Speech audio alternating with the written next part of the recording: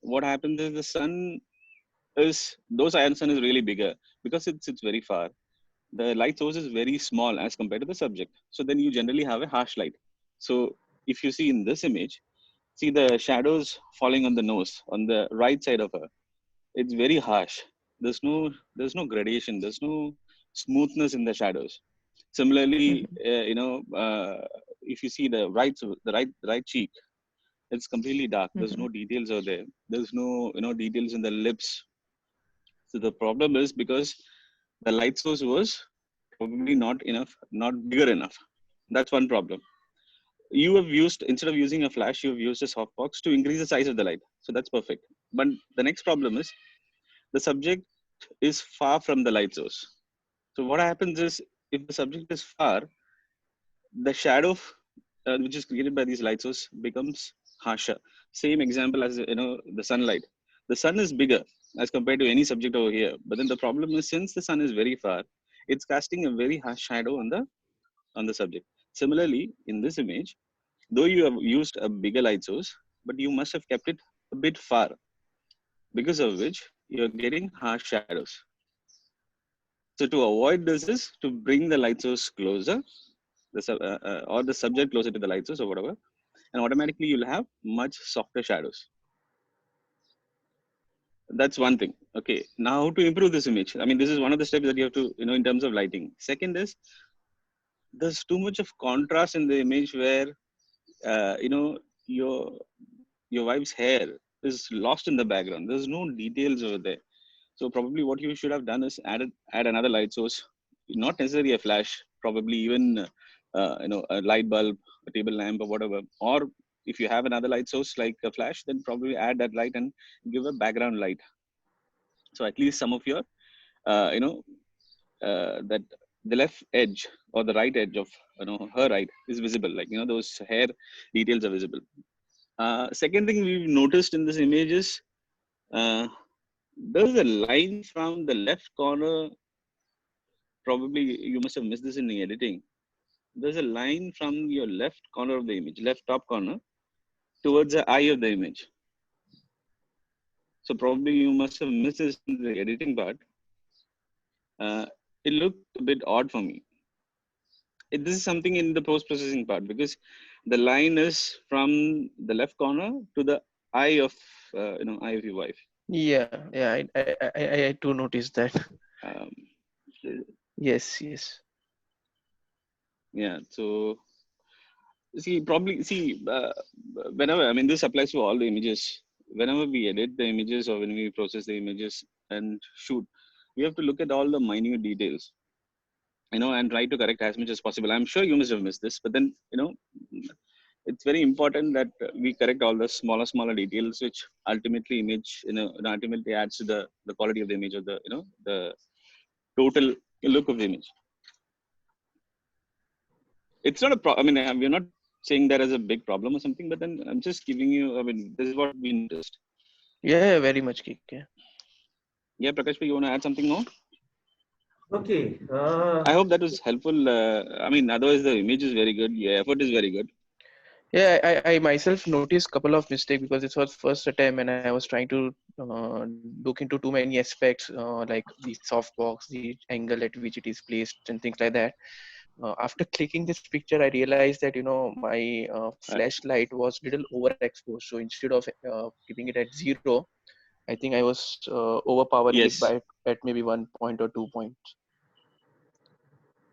Another thing which I did was, the Excellent. softbox which I was using or I'm See, using is a 60 mm, centimeter softbox. So I mm, completely agree that after clicking this, I did a lot of okay. further study and I realized that it has to be as close as possible to the subject. So all the points very well taken Yeah, the care. Thank you. fundamental idea is the light source should be bigger. Okay.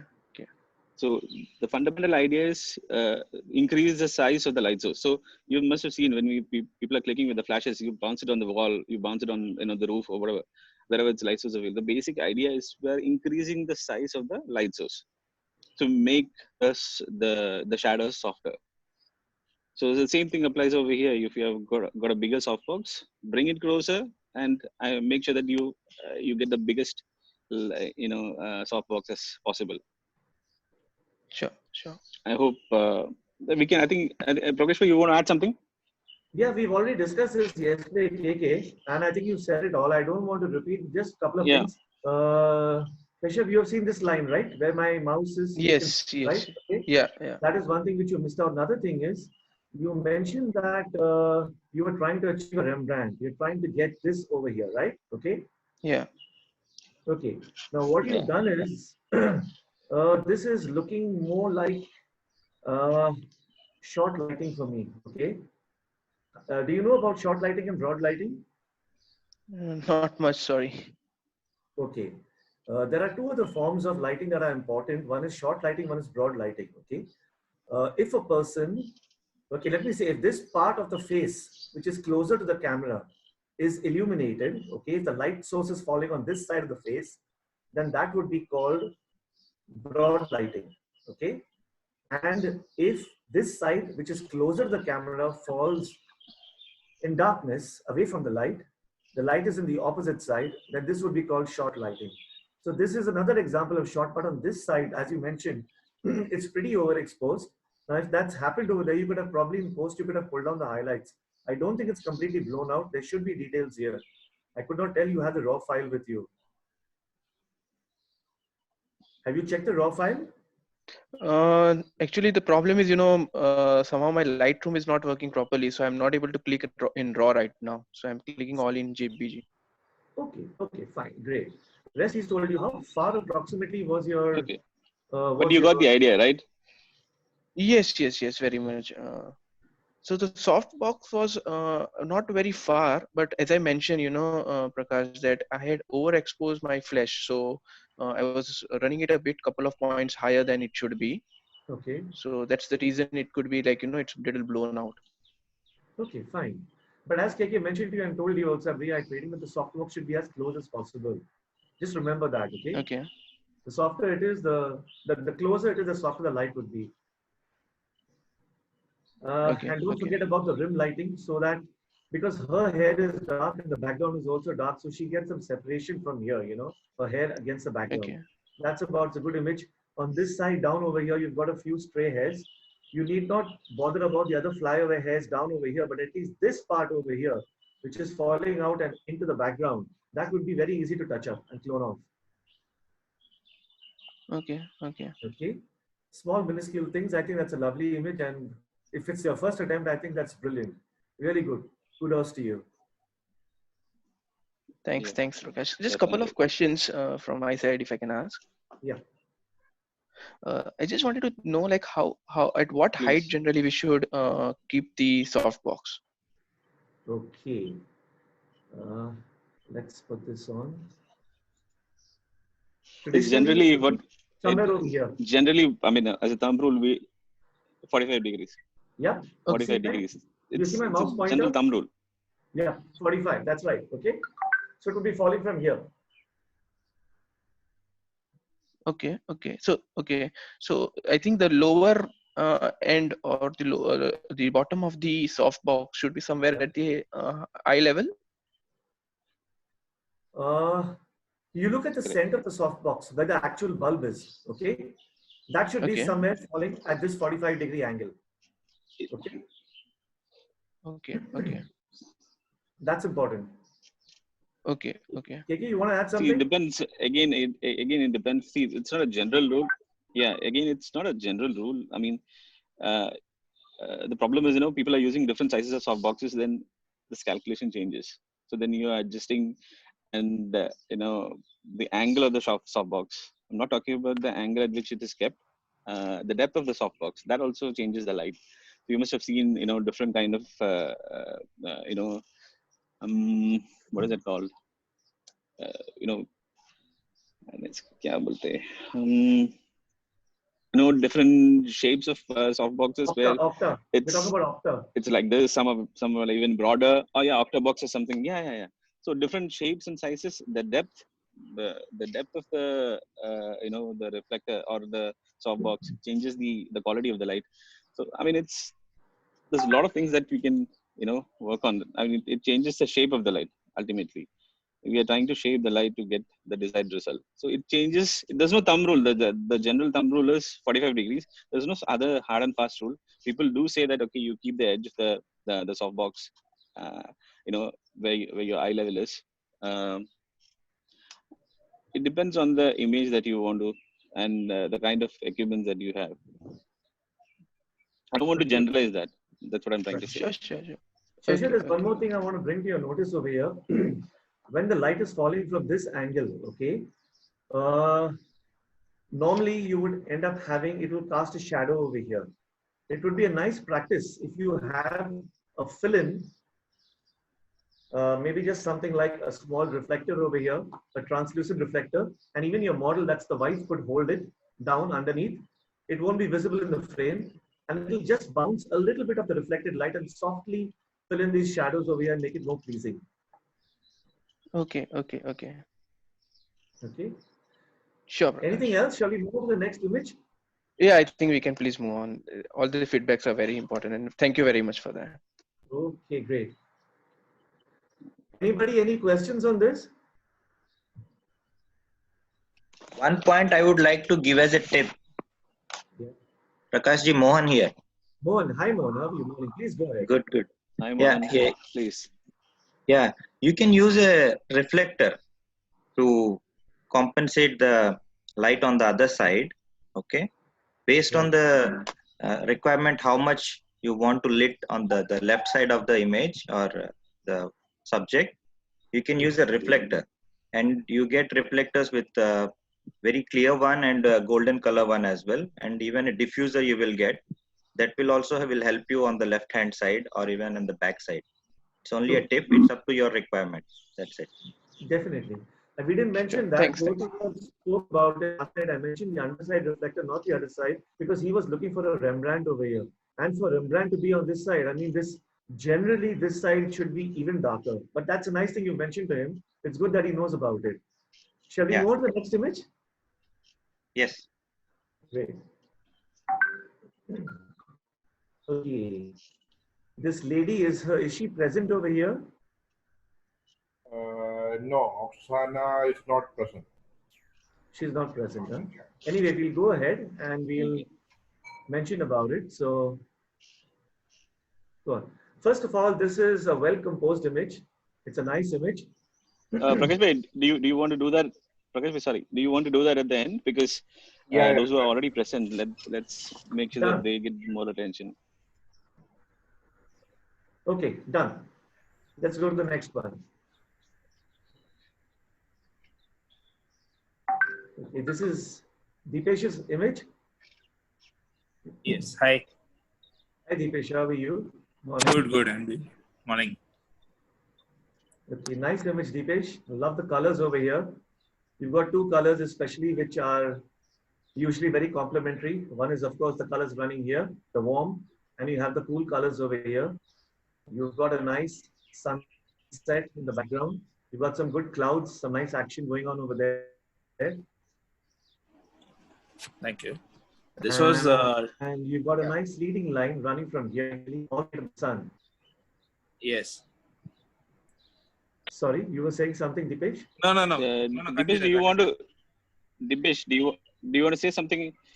Deepesh, we would like to have your views first. What was your thought process in taking the picture? Give us some ideas so that we can give you a better explanation. Okay. This was actually taken in Kurum area, where we had just gone with my in-laws. They had come down, so we had just gone, taken them around, and we were walking down the beach. And at a point where there is a cannon, near the Starbucks place, Shatikurum area, Right. there's we just stood there for some time, and I just looked back, and there was a nice sunset going on. There were some guys playing football over there, and as you rightly said, the sea and the land, the angle that line what it is making, it was really nice. Of course, there were some clouds. If there would have been a little more, I feel it would have been a much better thing. But there were some clouds near the sun, so I just took out my phone and I just clicked 2-3 images randomly.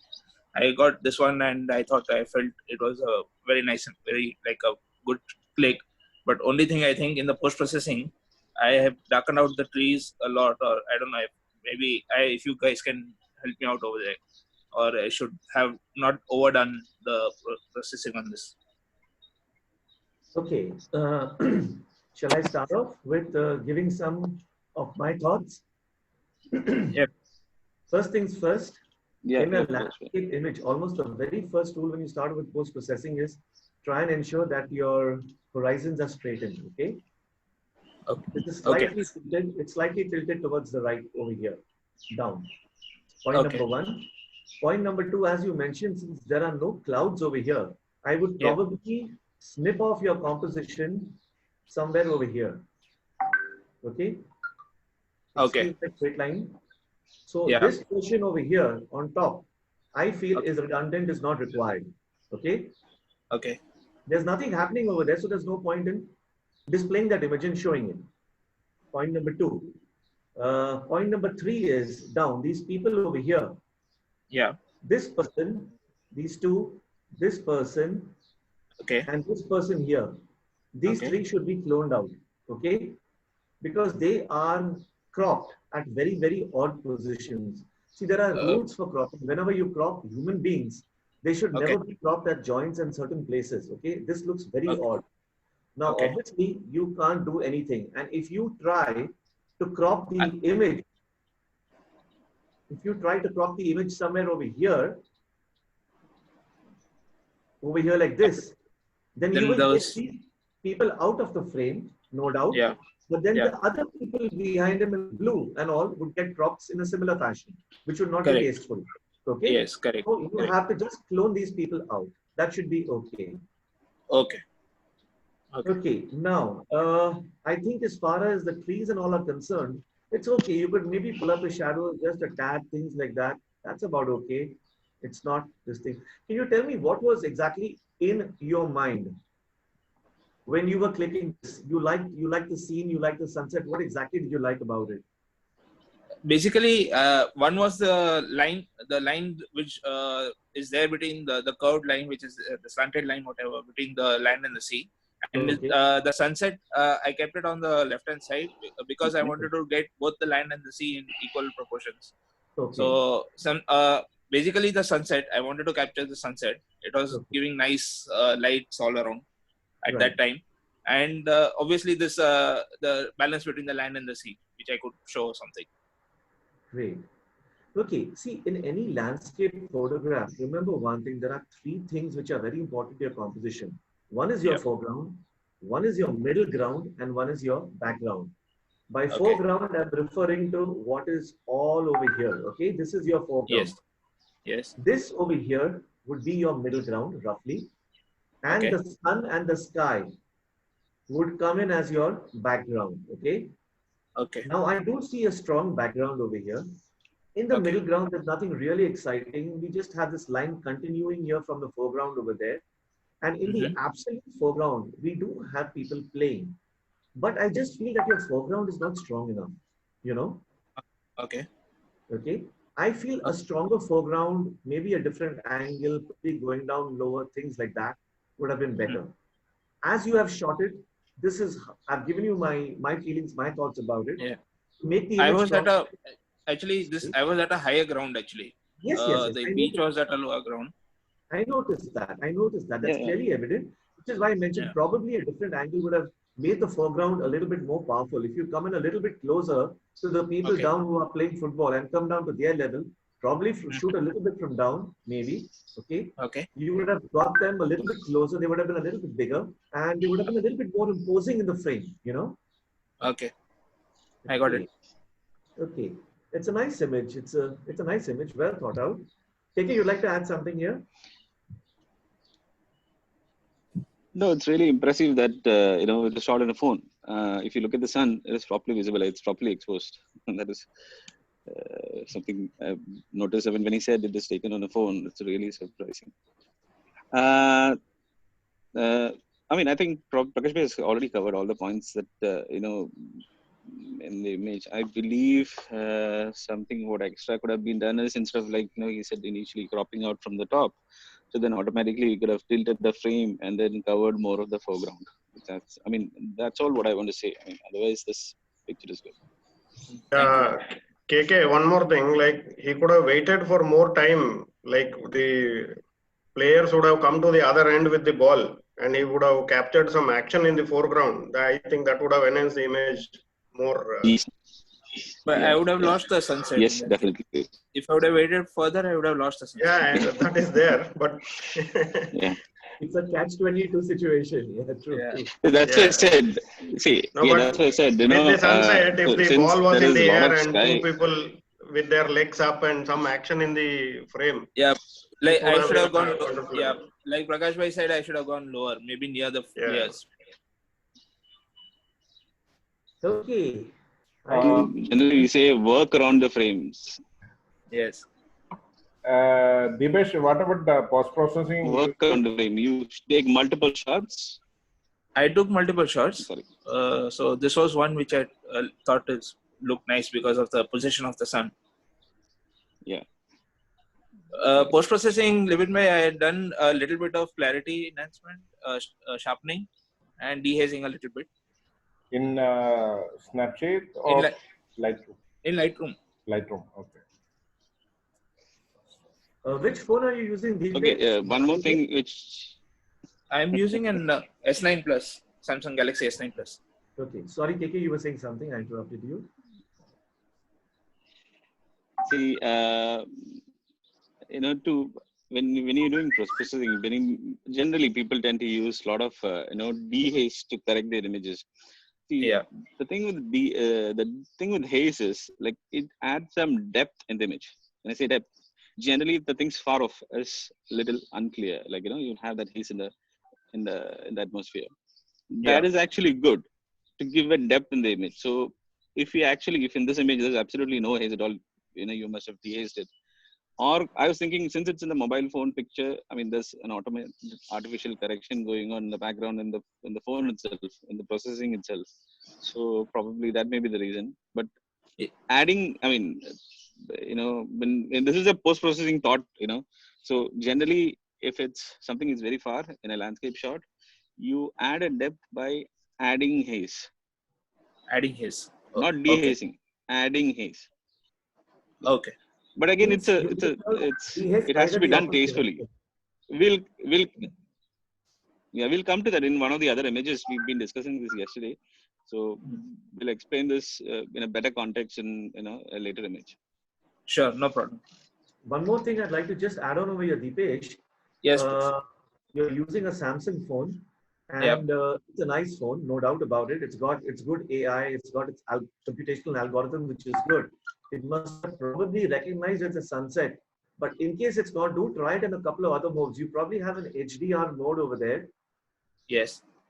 Okay, you should try out that also, because that automatically will bring up your shadow areas also, and it'll balance the shadow along with the highlights. It'll try and expose it better. Okay, that's another thought. Okay. Just remember that. Sure. I'll do that. Okay, shall we move on to the next image? Anybody has any questions?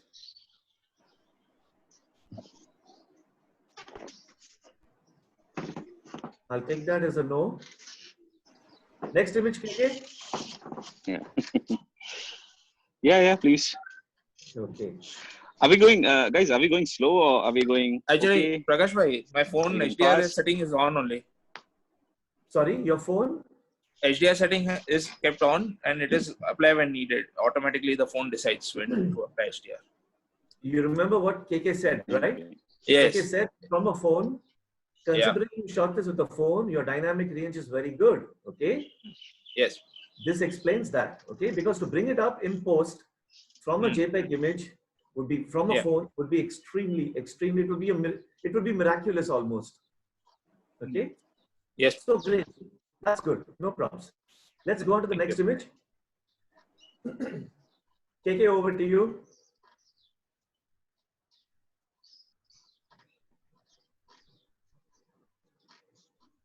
Hi, is Finto here?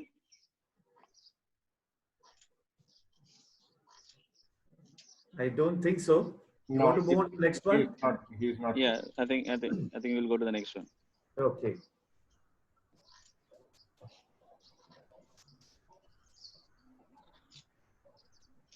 Go ahead, KK. Okay. Okay. It's my screen. Is this Shijin? I can't read the name. Um, Okay. Is the Shifa. person here? It's Shifas. I think he's not here. I think.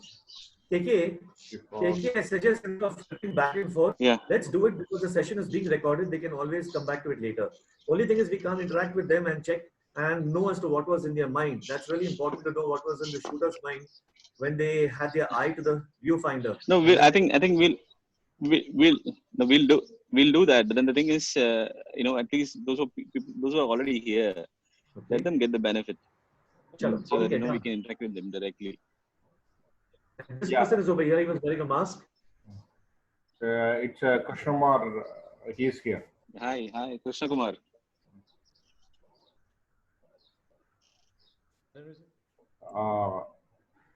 Hello. Yeah. I think we lost him. He was here. I Hi, think. Krishnakumar. Hi. No, he's here. He's here. Okay. Yeah, he's there. He just. Hi. Hi. Can you hear? Yes, go ahead, man. Hi. Okay. We've. I want you to say something about the image so that we can get back with our feedback. Actually, I just do this one because I see when I refer some photos, I see with some photos with cherry. So when I get some cherry, I just do it in my room with my torch and Right. like, yeah. But because I Oh. when the time when I The take torch. the image, yeah. When I take this photo, at that time my mind is concentrating for the water drop and the drops on the cherry. That is my main focus to get that image. You get it?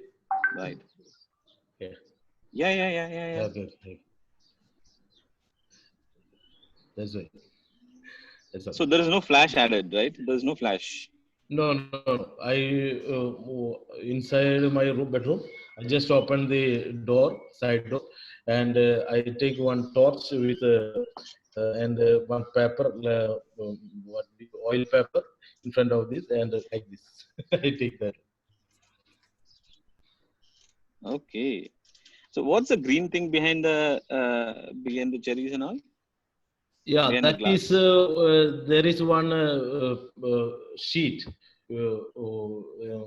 advertising sheet. That is why that I forget to. That I just now I check about that one, right? Yeah, this here also. Okay. Yeah. So as a beginner, I just want to know what are the things we want to. Lovely, man. Lovely. Considering it's shot with the torchlight, it's very good. It's very good. So we were And I assuming it's reduce some the flash shutter something. speed because I want the light. So I reduce the shutter speed. Right. So Prakash Bhai is drawing some points for you. I hope it's clear for you. These are the small issues that we felt, okay, these are very distracting and it kind of, distracts from the main subject.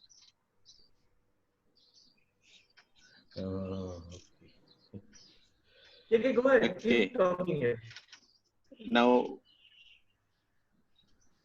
okay, another problem, or other thing which you could have done is, I felt like personally, when we discussed, me and Prakash, we discussed this image yesterday. The first thing that came to our mind is it's too cropped. It's like there's no breathing space. Okay. It feels like it's very compact and suffocating. There's no freedom, or there's no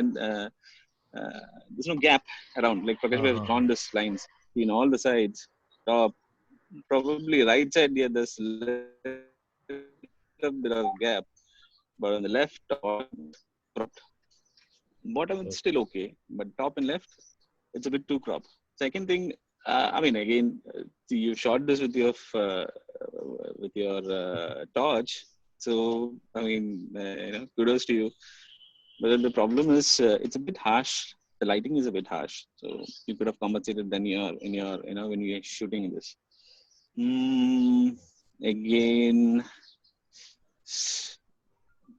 like he said, that the green thing on the background, it's distracting. Otherwise, it's a nice image. Yeah, great effort. I mean, it's a lockdown effort. Shot this during the lockdown. Yeah, lockdown. Now lockdown mainly. Good, yeah, good.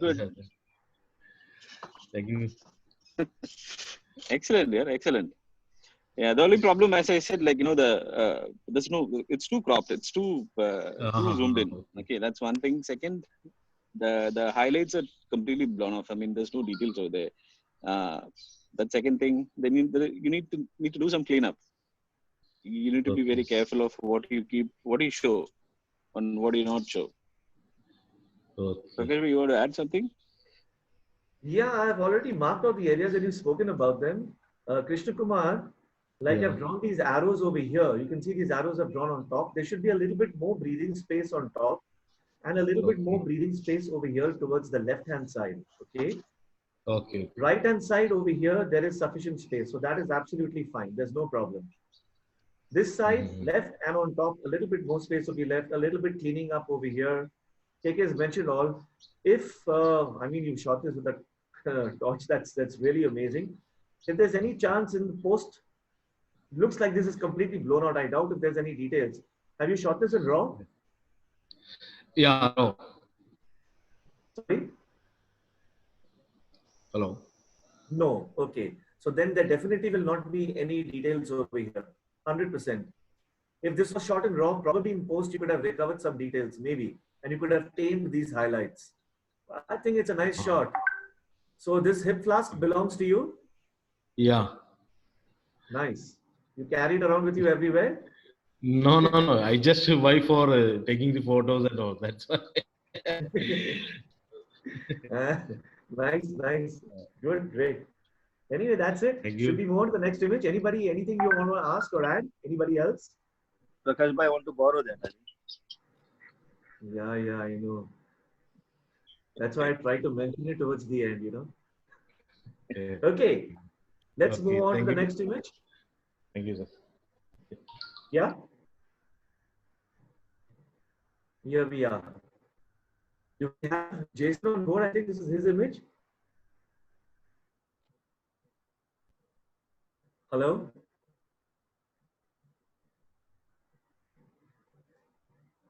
I think Jason is not here now. Jason is not there, right? Yeah, not there. Should we move to the next image then? Yeah. Okay. This image belongs to Shahid? Imran? Yes, okay. Is he there? Yeah. Imran is there? Yes. Imran, your mic is mute. You can unmute. Yeah, okay. Yeah. Can you hear me? Yeah. Hi Imran, how are you? Alhamdulillah, I'm fine. What about you? Fine, thank you. Eid Mubarak to you in person. Yeah, thank you. Okay, I took this image at Mathura Cornish. My main subject was the fishermen on the boat. I tried the leading lines and diagonals to draw the attention towards the subject. But still, I have a problem because I guess the subject is not that much clear. If it would be looking other than the boat, it would be better. But I actually took this shot using GoPro. I was just testing a GoPro as a camera. Instead of vlogging camera, I was testing it as a photography camera. So I have limited focal length for that, only very wide focal length. So it was at the sunset. The sun was about to set and I just took this picture. I just used leading lines to draw the attention. Right. I don't think this is sunset. This is sunrise, I believe. Sunrise. No, because the sun is from the left-hand side over here. And the sun usually is at that time in the morning. No. This was a sunset actually. Okay. It's around 5 o'clock, 5 or yeah. Okay, no problem. Let's move on with that. May I say something about this? Are you through with your with your explanation, Yeah, Imran? yeah. Okay, let me say, Imran, I've been following your images for quite some time and your videos also. And Okay. I've seen you upload quite a few images of street shots, very Yeah, random street shots, and they're pretty well composed and nice. And I was shocked to see this image of yours. Honestly, this is not your standard, seriously. But then I yeah, put it down to you using a GoPro. Probably, maybe that's why, you are probably trying to highlight something else. Uh, yeah. I was thinking it. Imran, the thing is that, see, what happens is that when you're shooting an image like this, of course, you can see my mouse pointer. Try to straighten the horizon, okay? Sometimes it's not possible, but do try for that. That's first thing. Next thing, the most Yeah, important thing is, whenever you're viewing an image, your eyes will always be drawn immediately to the brightest portion of an image, okay? So, yeah. what would happen in this case is the person's eyes straight away are drawn to this section. Mhm. If you're looking at the image, right? I flip back and I flip both. That's the first thing that you will see. Okay? Right. Great. Super. Another thing you have to know is that you're shooting with a GoPro. A GoPro has got different viewpoints. Its standard viewpoint, okay, is field of view is 170 degrees. It's very, very close to a fisheye, which is usually 180 degrees. So it's extremely wide. You will get a lot of distortions also. And I believe, was this shot on the regular It was on, fisheye view? no, it was on linear. It's on linear, which is why you do not Yes, have skewed places on the side. Okay. Now what happens even on yes, linear, it's a wide angle. Okay. It's close to wide. What happens when you're shooting wide is the subjects, unless you are very close to your subject over here, okay, your people are over here, they will start appearing very, very small. See this person over here yes. and these people, okay? So when you're shooting wide, you have to ensure that your main subject, you mentioned, were these people. You have to be up close to them. You should have walked up closer, probably positioned yourself over here and try and shot him maybe from down, from underneath, okay, this way. You would have probably Okay. got a better angle, I feel. From this Mhm. angle, well, you got the lines, but your lines are leading to nowhere. Now, if you take your lines leading from here forward all the way back over there, by then your subjects are very small. They are virtually not discernible. Okay. Yeah. And Actually, too much clutter. I tried there, but there was too much clutter on the background actually. That's why I tried to put all the clutter a little more like far away. But yes, Imran, may I ask this you a question? And the reason why I'm asking this question is because I've seen your photographs and I respect your photographs. Okay. What made you put this image up for review? I'm sure you'll be having tons of other better images, tons of them. Any particular yeah. reason? Actually, I was just testing, pushing my boundaries actually. I normally use like DSLR, but I was just like putting myself a little bit more limitation, and I Okay. tried to check whether this image works or not. Okay. Because I Okay. actually desaturated the colors just to like, just to reduce the clutter. That's why I even desaturated the colors as well. Okay. It's uh, it's a nice try, definitely. But I just feel that there really is no subject in this. Unfortunately, you missed the ball on this one. I have a few other GoPro images, which maybe later, if we have time, I'll probably pick it up from my other laptop and try and share a few images. If not, then maybe I'll Yeah. share it with you privately or probably on the group and we can have a look at that. I do have a GoPro 5 and I'll show you a few shots of mine at the same location. Okay. Okay. Yeah. Yeah. Anything Sure. else you'd like to ask? No. Thanks a lot for the feedback. Not at all, not at all, not at all. And I must tell you that I've seen a lot of your images and I was discussing with KK last night. And I really like your images because you take shots. You have this habit of walking across the road somewhere on Ruby High Street or wherever it is. Very mundane, something people normally don't do.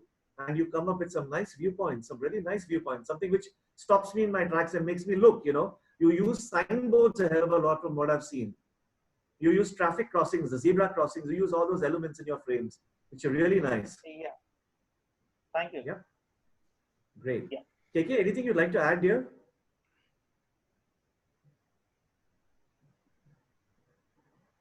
KK, are you there?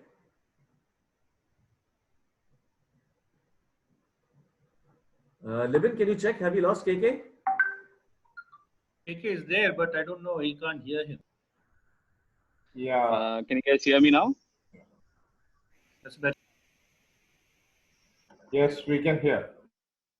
Okay, I can hear you guys. There's some issue with my internet connection. Anyway, Imran, I mean, I'm a big fan of your images. You're one of the very few street photographers out in here in Oman. You come out with very, very nice images out of really,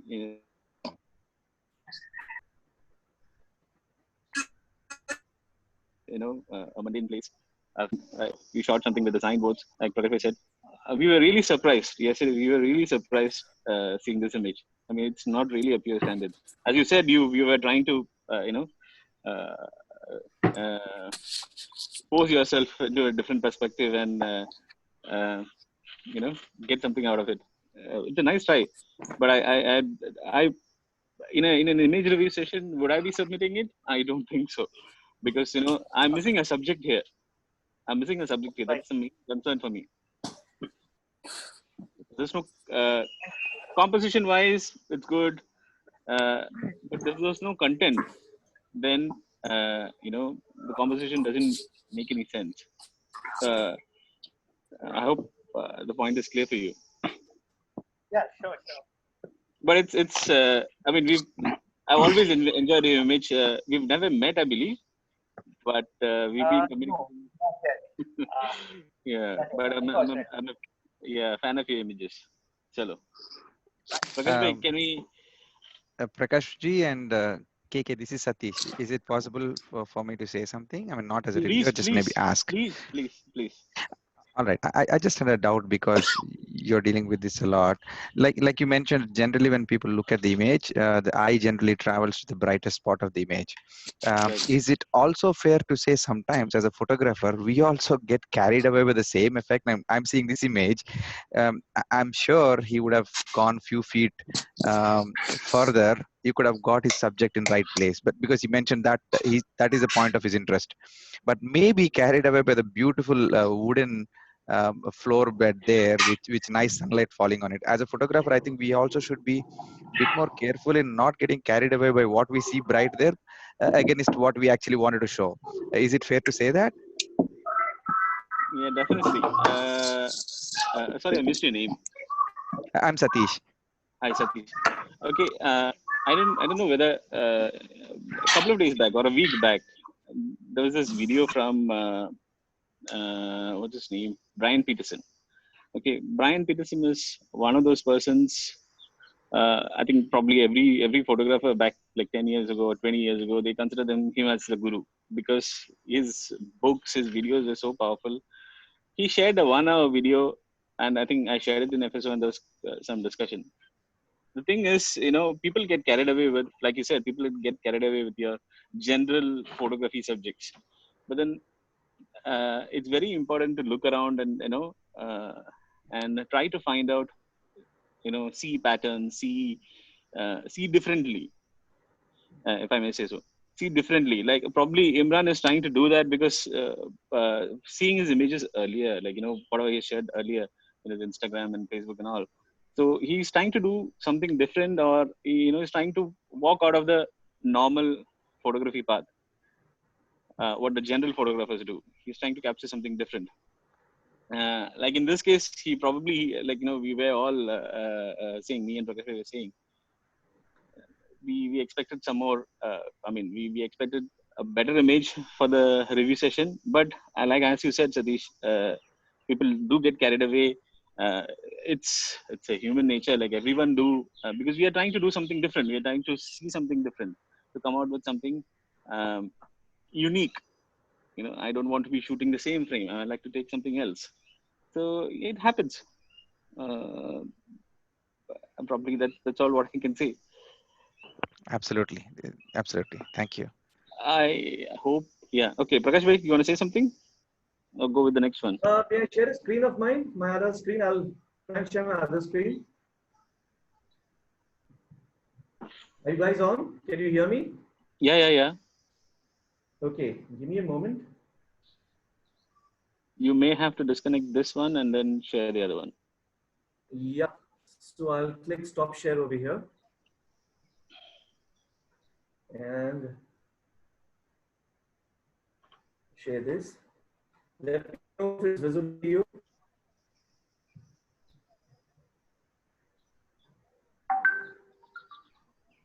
Is it visible?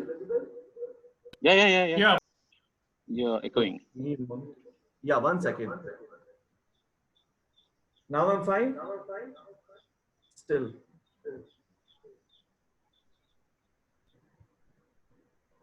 Is it okay now? Nope. Echo. 1 second. Give me a moment. I can mute Prakash bhai. Yeah, should be okay. Okay.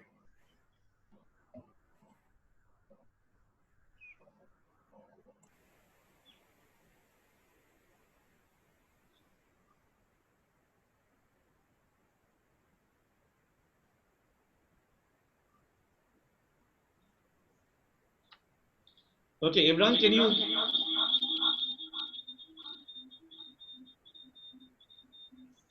I can hear. Is it okay? Yeah. But with echo. Yeah. Okay, just reduce the volume of your that other laptop. I'm doing that. Give me a moment.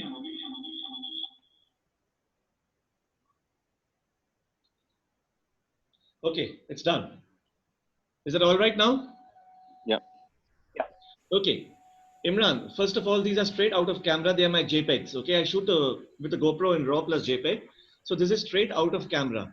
And this is now in the complete 170-degree fisheye view, which is why if you see my, 1 second, my horizon is a little curved over here. You can see that? Yeah. I can't hear you. Wait. Yes. I can see that. Okay, I'm just flipping through my images. Now, because this is being at 170 degrees, extremely, almost a fisheye, I have to be extremely close to my subject. I'm just showing you a few images. These are not my choice images. I'm just showing you a few images. Okay. So there is some content over here. You see, this is a decent image. I would call this a decent image. Okay.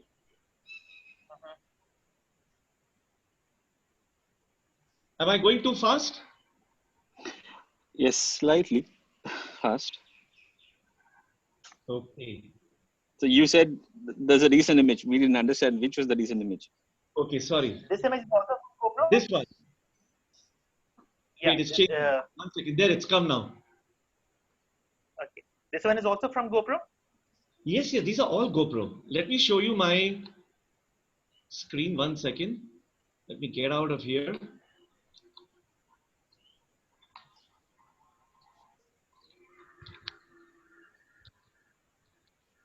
Wow.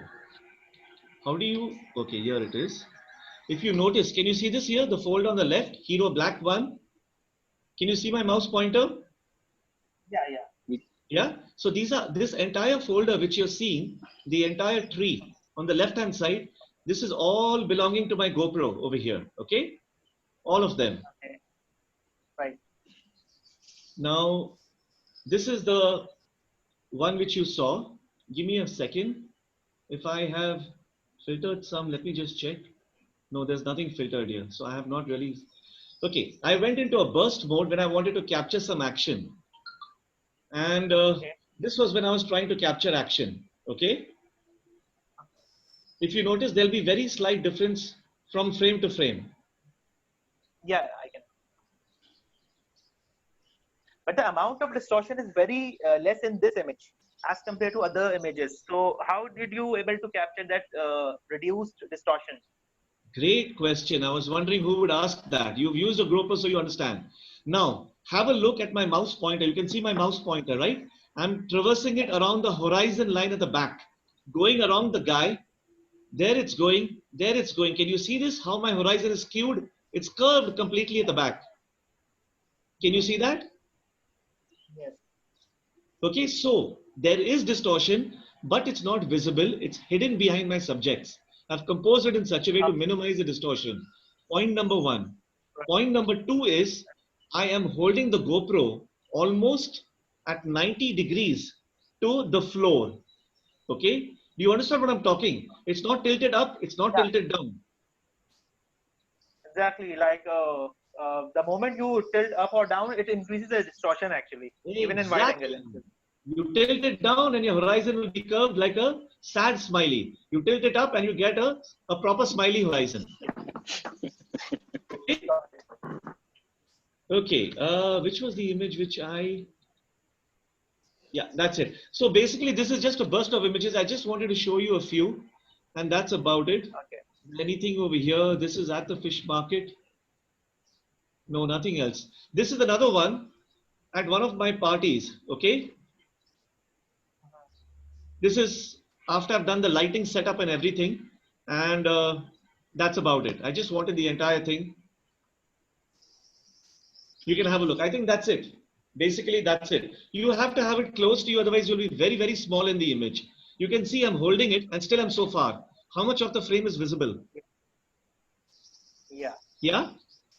This gives you a good idea, right?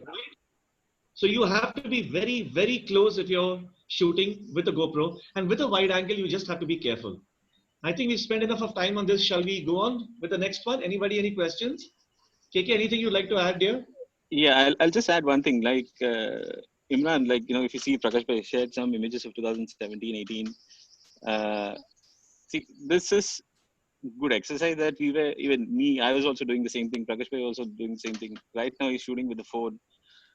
I think we discussed this in the first lecture, the first talk, the Vakan image. So the thing is, you're forcing yourself with a different perspective. You shoot with the GoPro. You understand the limitations of the GoPro in terms of dynamic range. Then you understand the distortion issues, like you said, the smiley face or the sad face, because the horizon would be tilted. So you understand this and then try to improvise. It's a good exercise. Visually it's a good exercise.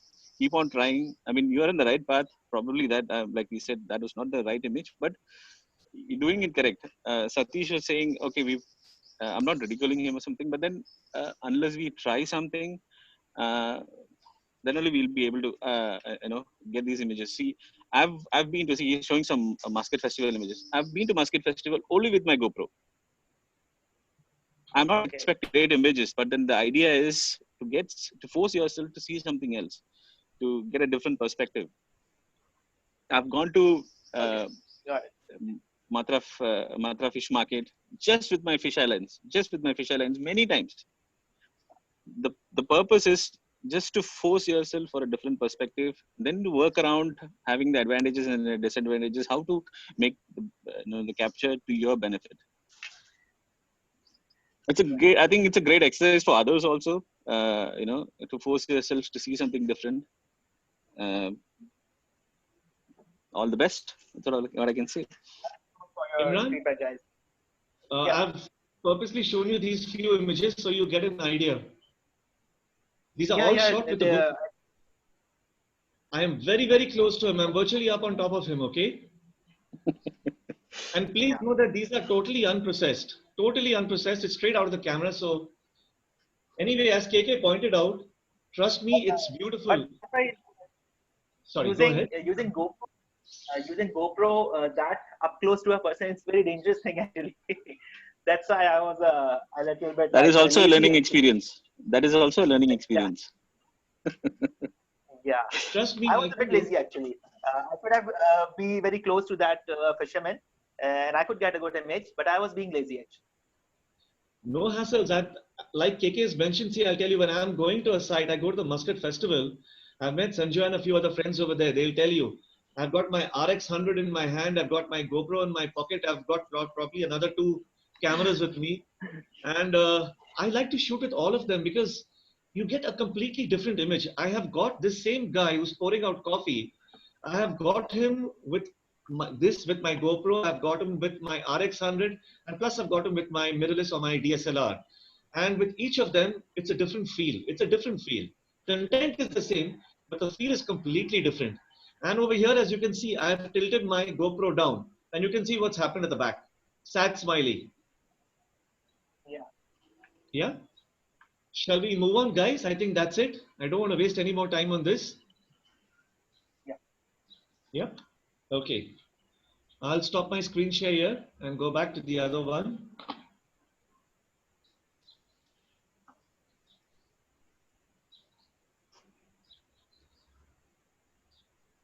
Am I visible? I think I've come on. Yeah.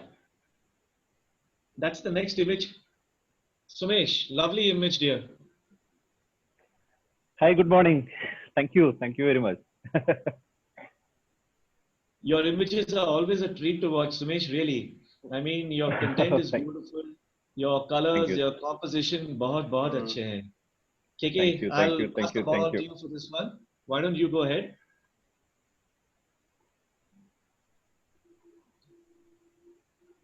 Whoops. Can you hear me? But for me, I can hear. Okay. I think you are expecting something from KK, right? Yes, that's right. Yeah. Because I'm we back. sort of, yeah, okay, KK, nice. KK, please, can you please take the ball on this one for Sumesh's image?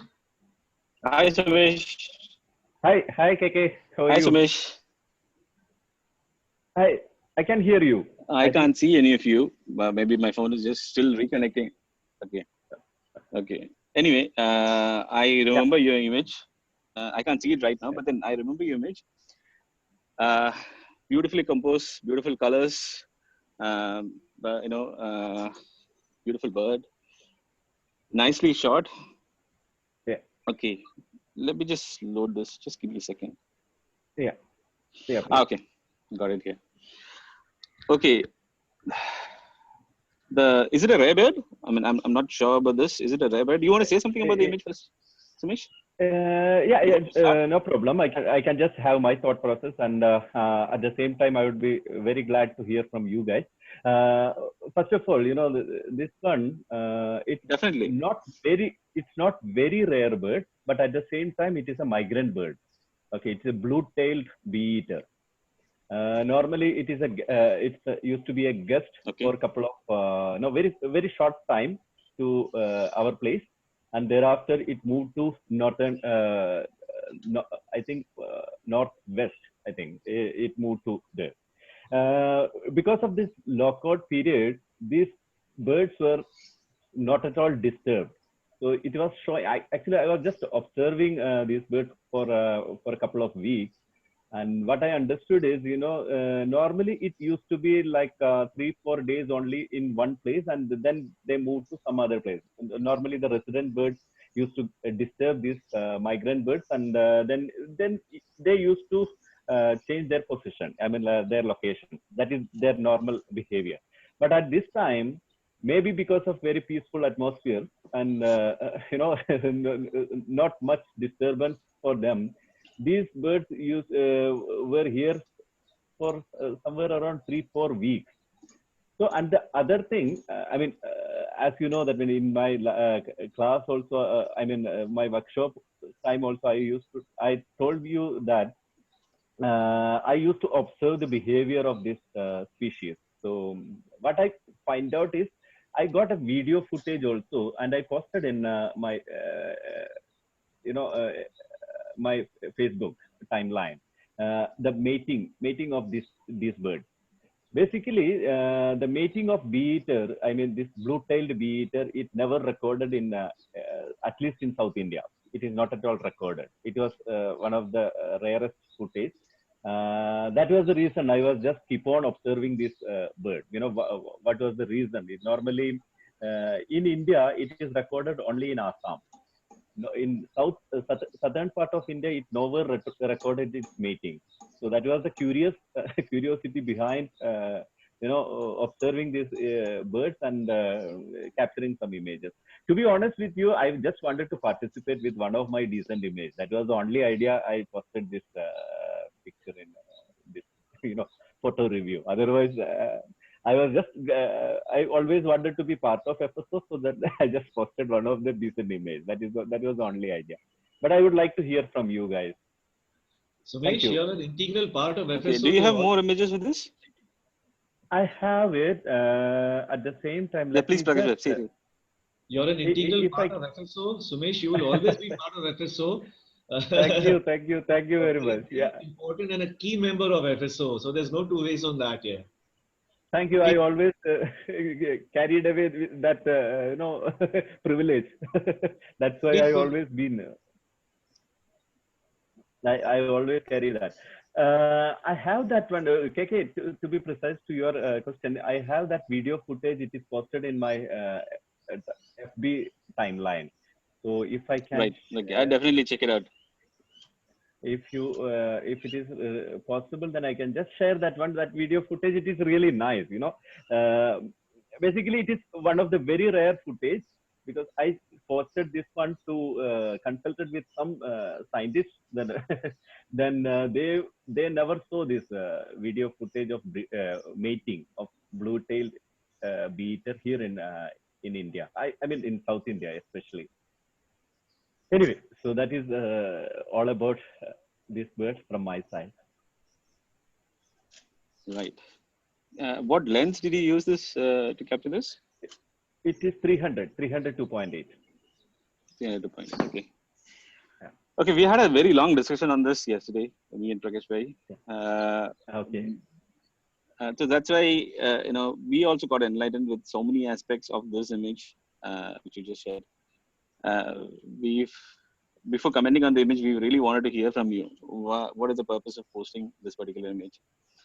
Okay, now the first thing that really hits me in terms of the images, I can only see the bird's beak and the eyes in focus, and the hands, the claws, and the wings. They are all out of focus. Is that done purposely, or have you done that in post to soften the rest of the image? Or how did that happen? Because if you see the stem in the front, right in the front, that's crisp, that's very sharp. The right corner, the bottom right corner, and then going ahead, it's a soft focus, and then you have a very sharp beak and the eyes, but then the focus fall off, towards the chest. The chest area is still, it's the details on the bird is still there. But now, having listened to you, that's why I asked you, do you have any other images? You must have had the chance of getting a full focus image where it's sharp from head to toe. Is it a purpose? Is it a purpose decision, or it's just because the plumes are very, the wings are in a particular shape, the plumes, the tails, is it because of that you've chosen this image? I understand. See, the thing is that first of all, this bee-eater, it's very difficult to get the eye level shot. Normally, it is very sensitive bird. So I was just hidden myself behind one wall, and I was just positioned my camera because I was observing this bird used to come to this particular branch. I mean, it is a coconut tree, coconut leaf. So I was observing this particular bird used to come there, and there is another 2-3 branches, and it always having 3-4 guardians. I mean, one go to this branch, and all other 3-4 other birds, the same family, used to be around. So that whenever any local resident birds come to attack or come to disturb them, they used to cover at a time. So that was, see, this all I was observing, about it. But when it is head on, I mean, looking at you, the bee-eater, that face, it used to be like a very aggressive mode. May not be, it's because of it is not purposeful basically, but it looks according to its bird shape and its face shape. It angry feels bird. like it's very angry bird, but basically it is a very cute bird. But the perception is just like it is just angry behavior, but it's not like that. And this particular, do you mind sharing the EXIF of this? Yeah, I just want the shutter speed, aperture, and that's it. I can share all those information because Sumesh and KK, Sumesh, I have highlighted some portions over there which I mentioned, which we felt were in focus and which is soft. I've drawn an arrow over there, and KK has already spoken to you about it. We'll talk about it a little bit later in detail after we've seen your EXIF. Do you have the EXIF with you on hand right now? I have it. If you can just carry on with the talk, then I can just, Yeah, by the okay. time I can There's find one it. more Yeah. thing which I'd like to, oh, sorry, KK, you please go ahead. You finish. Okay, the thing is, Sumesh and all the others, like, see, we've reviewed all the images yesterday. We've had a very long discussion, me and Prakash Bhai, about all the images. The reason why we are asking if the EXIF, the thought process, the kind of lens that was used, especially at least in this shot, the reason is in this particular image, there's a focus shift. So I was saying that probably it's something, there's something technical term called a back focus or a front focus in terms of where the focusing is. And Prakash Bhai was of the view that probably it's an editing thing. Like, he must have softened it. Like he mentioned, in focus and soft. The beak is in focus. So the chest area or the legs are soft. So the reason why we're asking for this EXIF and all these details is just to understand how was this image taken and, getting to know into the details of it so that we can base our conclusions or ideas, based on that. Sumesh, you have If the I may image? just step in for a moment, Sumesh, I have that just one. one question, Sumesh. If Yeah. you notice down over here, is my annotation on? One second. One second.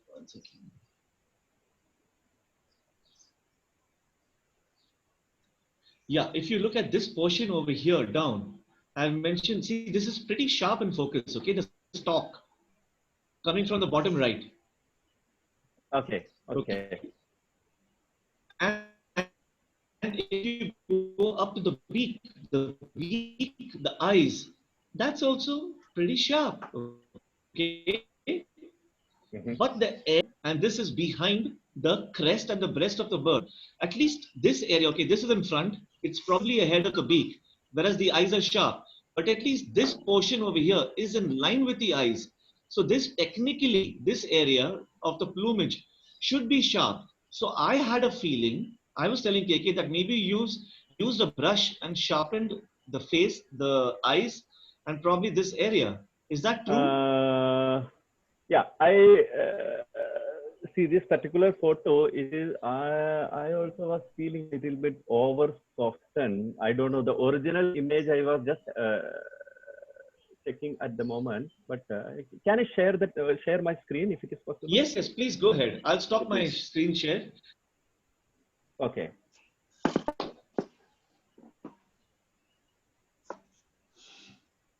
Prakash Bhai, I've shared the link. Yeah, sir. Thank you, Michael. Thank you so much, Michael. Michael, there's just one thing. We'll use that link a little bit later because we tried playing a video. The problem is on Zoom, the frame rates of 24 FPS minimum to get some fluid motion is not there. It's playing it at hardly about maybe 2 or 3 Probably FPS. 10. So you cannot really get a video effect over here. But thank you so much for the link. We'll check But it out. it shows the position of the branch, what is in focus and what isn't in focus. Okay. The branch is leaning behind. Can you see my screen? Yeah. Okay. So I don't know whether it's see Prakash Bhai was mentioning this area. You can see my mouse position. Or, Yes, very much so. Yeah. So Prakash Bhai was mentioning this particular area. It is not sharpened, but I think it in my screen it show. I feel it is sharpened. Of course, that No. It's the other way around. Yeah, it's the other way around. Okay, KK, you talk. You tell him. So what we are trying to say is, hope I can this draw is the something on the EXIF. screen. Can you So see the EXIF? Yeah. Okay. So this area is sharp. The one in red is sharp. This area is sharp. Perfect. Okay, and this area, including this area, is not sharp. But in this image on his screen, his plumage is sharper. Yeah, that is what I was surprised. Yeah. Really? It's something to do with the Facebook algorithms. Probably because I posted the exactly same image. I'm just opening in Photoshop. The same one after processing. It is the same image I shared. I don't know how it happened. No problems. No problems. Yeah. So basically, that the axis is like I was shooting with 300 and exposure is 1 by 1600 and f4 and 60 ISO. Okay, probably this is the best time so that you can share some information. Why do you shoot at f4? Basically, I see the background. There was a lot of building and other concrete wall and everything. It was visible. So I just want to throw out all the background. That was the reason. Because I don't want to. And the same bird I shoot next day with F11 and F13. Because when I posted this image in one of my birding group, they told for a documentary purpose we need to show the place of recording. Because of this video footage which I mentioned, that mating video footage. So again, I took the same bird image with F13 to emphasize the location. Right. Okay. So Anyway, I think we have a fair idea. I will share this image. Sumesh and KK, I have one question here. Please. Like if we had Sumesh had shot this image at around 5.6 or 6.3, would this tail and wings and all this would be in focus if you had focused it somewhere near the eyes, and the background would have been blurred plus getting the bird in focus, the whole bird. Is there a question or you're saying something? Okay. KK, as per our discussion yesterday, we can rule out the fuzziness as per moment because the shutter speed is 1600, right? We discussed 1600, that. yeah. That's out of the picture.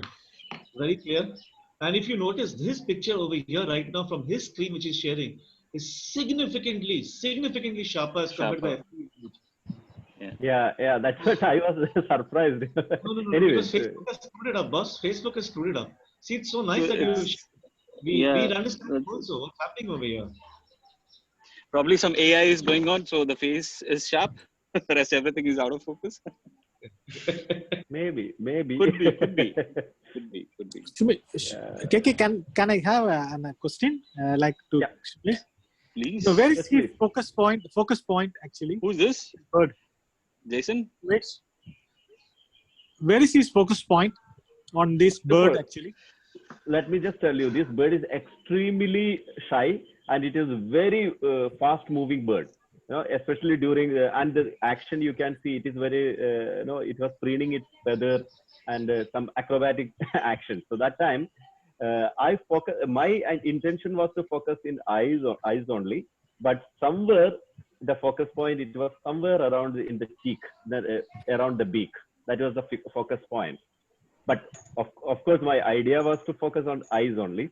But it focused at the final image. It focused somewhere on the beak. Okay, thank you. Okay, can I add some another technical thing? See, irrespective of what focus point you use, the one on the eyes, one on the if you are having a significant depth of field in terms of aperture, like you're shooting at f4, so you've got certain area in focus. Depending on the depth, you will have areas in focus. That's the reason why I asked you why did you shoot at f4. So there's a purpose for it. Listening from your stories, understand that there's a particular reason why this image was selected. It's a rare bird. It's seen in Kerala for the first time. Probably this is the meeting was never recorded. So there's a lot of different thought processes going on while you were sharing this image, which the viewer is not aware of. Okay. Having said all that, if how to improve this image? Okay, let's. The main problem what we found was the out of focus view. Okay, how to improve this image? See, I understand there's some branch or building or something behind the bird. Okay, which is not really out of focus. If you tilt the image, tilt the phone or the screen slightly, or you are on Photoshop, right? Use a curve or a level and darken the image. Just do it right now. No, just zoom. Zoom. I mean, no. I, Don't zoom. I just wanted to see that the focus point, how much it is different. That was the only idea. Okay. Anyway, yeah. What you asked me to do? Can you Okay. decrease the brightness of the screen of the image? Can you add a curves layer and then pull down the curves? Yeah, curves.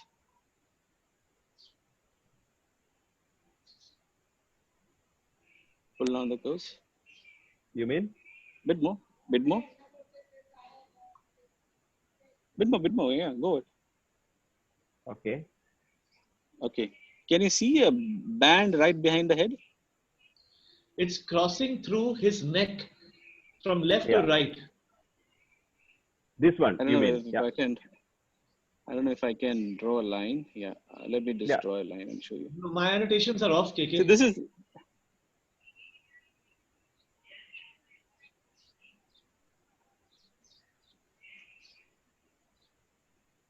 Can you see that? Yeah.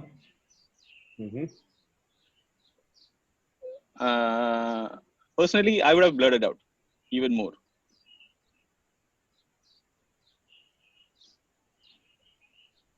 I can see only 3 lines, two straight lines, and one is with the. I think it's curvy. some building. I think some building or some branch. I don't know what it is. Yeah, that So- is the reason why I wanted to throw the completely background out of I wanted very narrow. So in view of- post processing, I would what I would do is, see, this is one of the exercises that we should all be doing. You take an image once the processing is done, put in a curve layer and decrease the brightness and see what are the issues that you feel.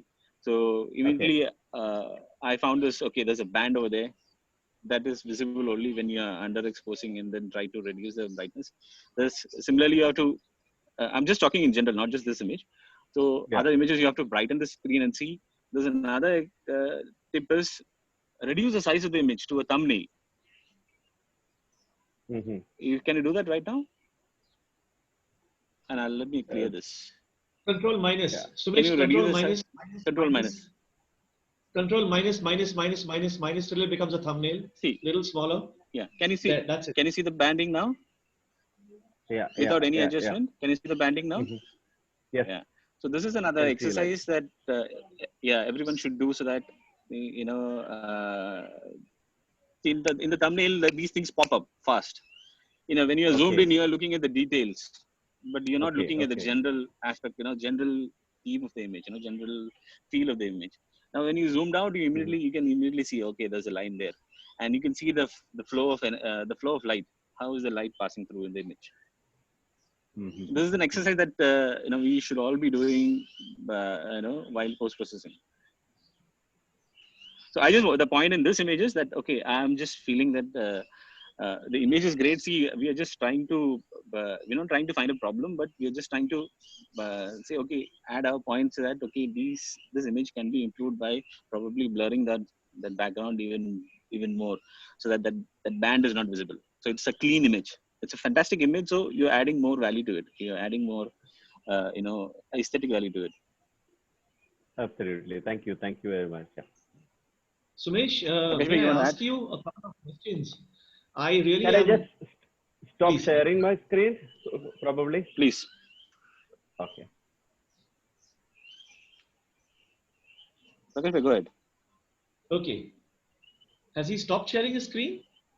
1 minute. How to do that?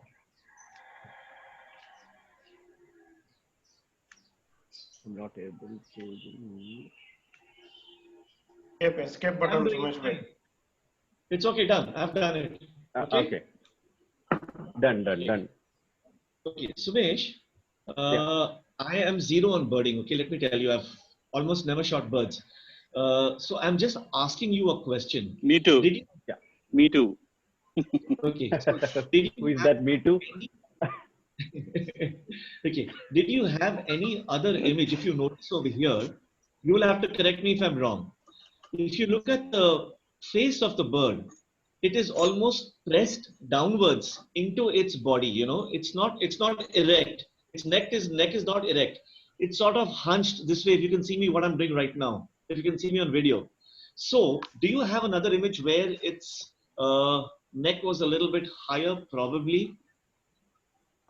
I have, but I just Possibly need to the find out. shooting angle. Can I? Yeah, Sumesh. can I just share it sometime later, because I'm not sure where I need to find. I'm not organized at all. No problems. No problems. I Yeah. fully understand, because when I was discussing with KK yesterday, I said I've seen birds, because I've tried once or twice at birds, and I've seen they are, like you mentioned, they are so fidgety. Every second, there's not 1 second that you can stop and Yes. get its movement. So it's literally trigger, trigger, trigger, trigger. You're spraying so many shots until you get a proper angle. You go home and you inspect it on your laptop, and then you check and say, okay, fine, this is the angle. So it's very, very difficult. Moreover, you're shooting from down. So when you're shooting from down, the front breast of the bird is covering the bird's face even more, a portion of the bird's face. So this is something which only you being over there, you get a higher vantage point, and I'm sure you know all this. I don't think I should be discussing this with you. You're too far ahead for all this. But the only thing I thought was, if probably its neck was slightly erect, it would have given much more impact. But that again is, it's what opportunity presents itself to you. You have to take what best is available to you, and I'm sure you would have checked that already. Thank you. Right. Lovely shot, lovely colors. Shall we move on to the next one, guys? Please. Yes, please. Okay. This image belongs to Nikhil. I think he is not here. It's not here. Let's move on to somebody else that's here then. This belongs to Paul. That's mine. Hello everyone. Good morning. Hi, Paul. How are you? Hi, Paul. How are you? All good. How are you? Lovely image, Paul. Very nice. Thank you. Looking forward to And it's a listen to your change from reviews. what I normally see of yours. I see a lot of your bird shots, birding, and Yeah, it's nice to see that's different, all nature and wildlife themes. These are pretty much in the archive, bringing them out slowly. Okay. KK, should Thanks I to speak or would you? lockdown. No, let Paul speak over his image first. Absolutely. Please, Paul. Because Can you tell us what we you have felt about? quite a number of points for you.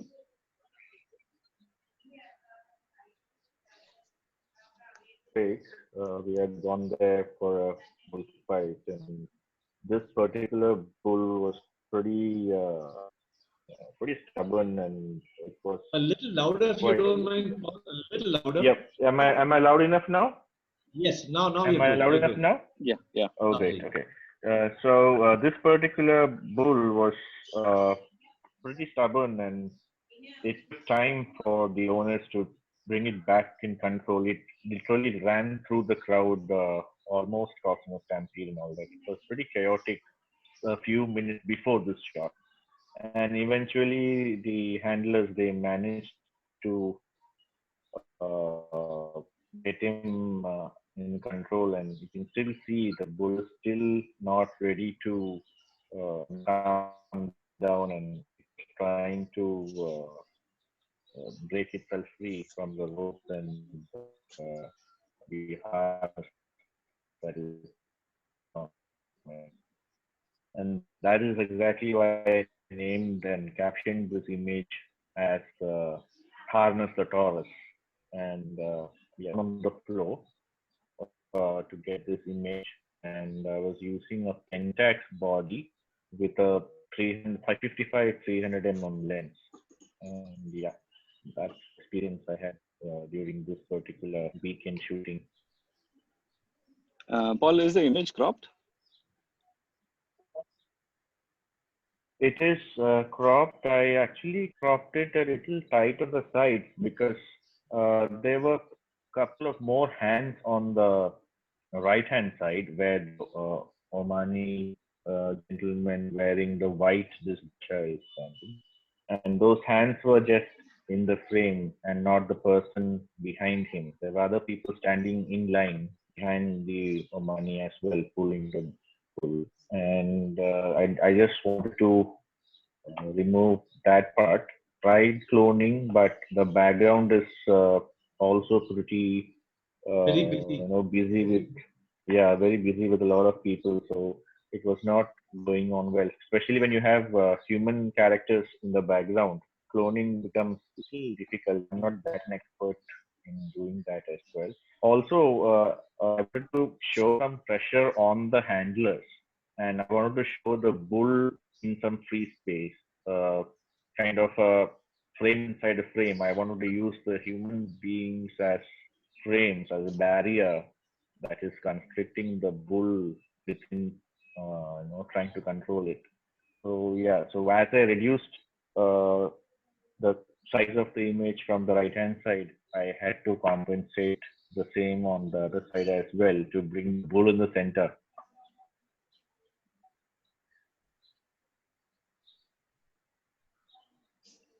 Hello, am I audible? Right. Oh, all right, okay. Yeah. Okay. I thought you were continuing. Sorry. You're through, Paul? Yeah, Are you yeah. through? So that is why I have Are you cropped done it with it? tight on the side. Yes, please. I'm eager to hear to the reviews from your end. Okay. KK, you want to go? Should I go? Okay, do you want to start? Okay.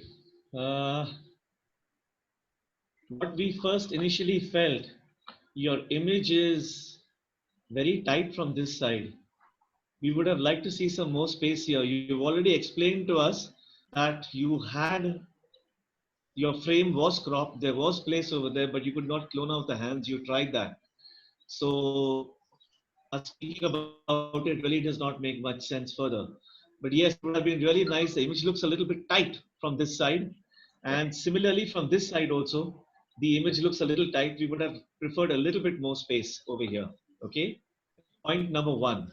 Point number two, as far as the composition goes, if you decide to leave so much of space at the bottom, okay, to show the sand, the mud over there, then according to that, you would need a little bit more space on top. It's a little bit tight on top. Okay. I'm talking about this space relative to the space down here. Okay. Please remember that. Yeah, it's a relative ratio. Yeah. It's a relative ratio. Yeah. Okay.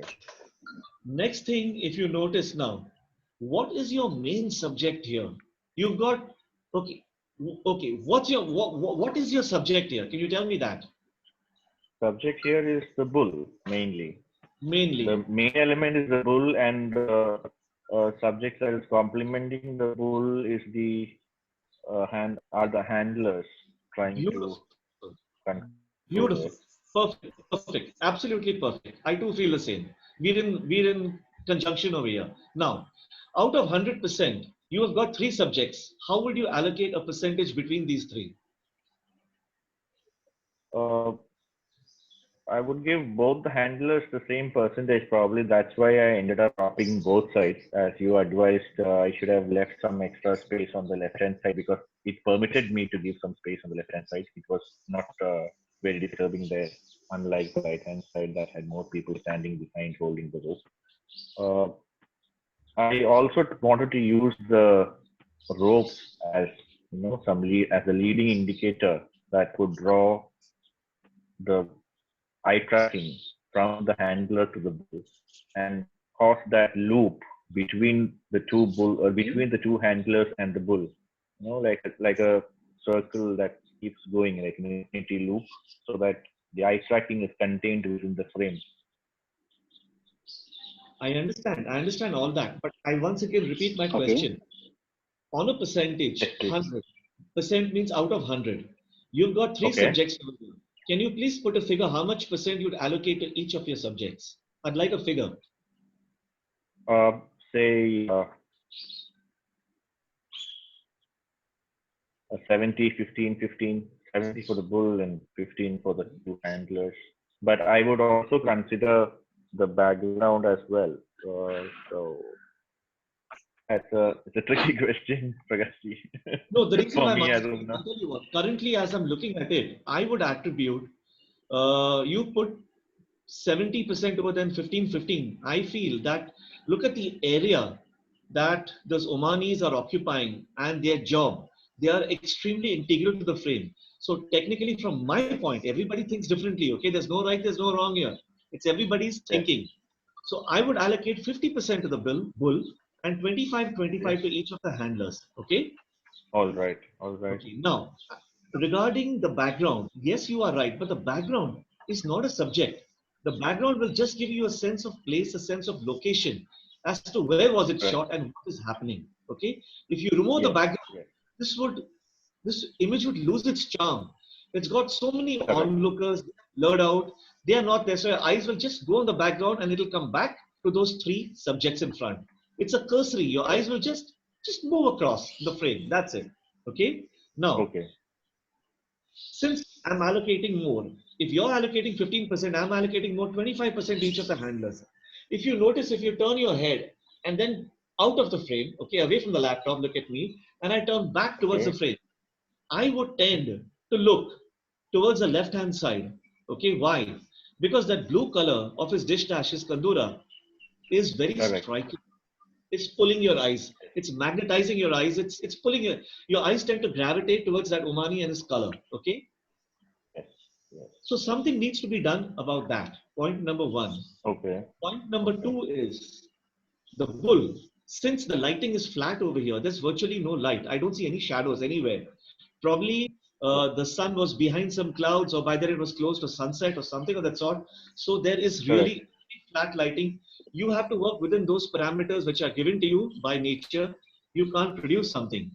So I feel if you probably bring out the contrast and boost the colors in the bull, okay, to make it stand out a little bit more, and sort of desaturate the two people, especially the person on the left.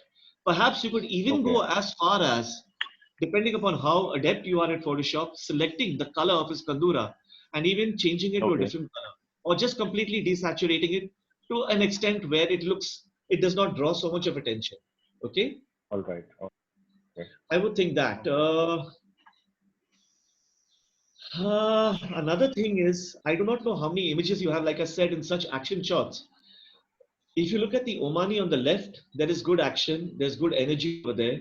You look at the Omani on the right, he is not looking at the bull, he's looking at the other Omani, and his weight, he's holding the rope, but he's not pulling, Using his body weight. Yes. Yes, he's not pulling his body weight, his body is not into it.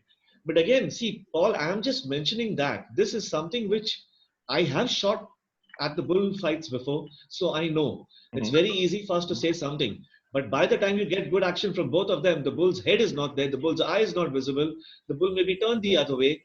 And if one Omani is there, the other Omani is covering the bull, he's overlapping the bull. So this is something which I'm just pointing out to you, something which I feel, which you could look out for. But again, these are action sequences, man, and we just have to take whatever comes our way. True. Yes. KK, would you like to add something from your side? Yes.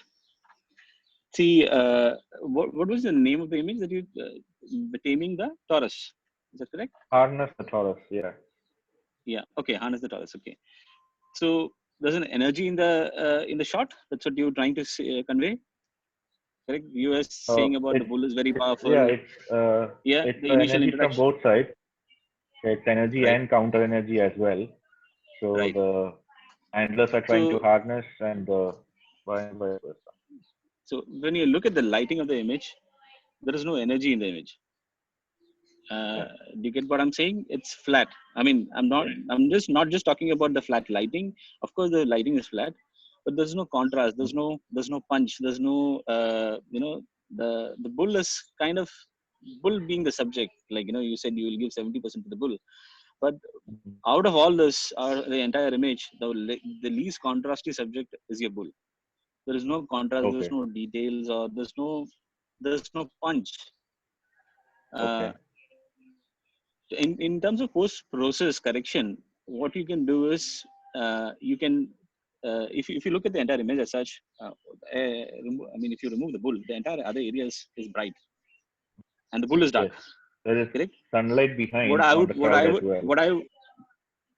Right? Yeah, I understand. I understand the situation from your explanation, but I'm talking in terms Yes, of post processing. How do you add correct. energy to the image? How did you? This is a question. Okay. How do you add energy to an image? Okay.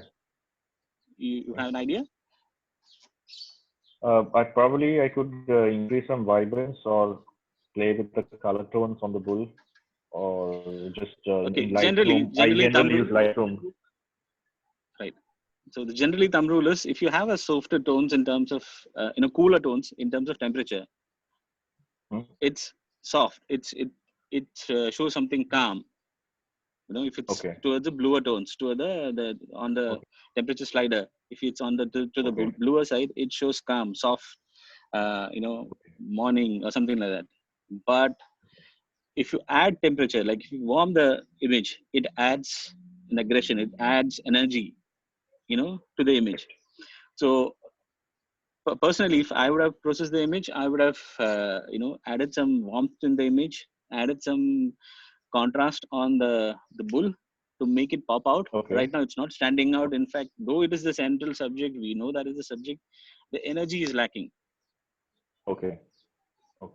So probably I would have used a vignette, a softer vignette, but then to reduce the background colors and the background brightness, reduce the brightness, and then pop out the bull.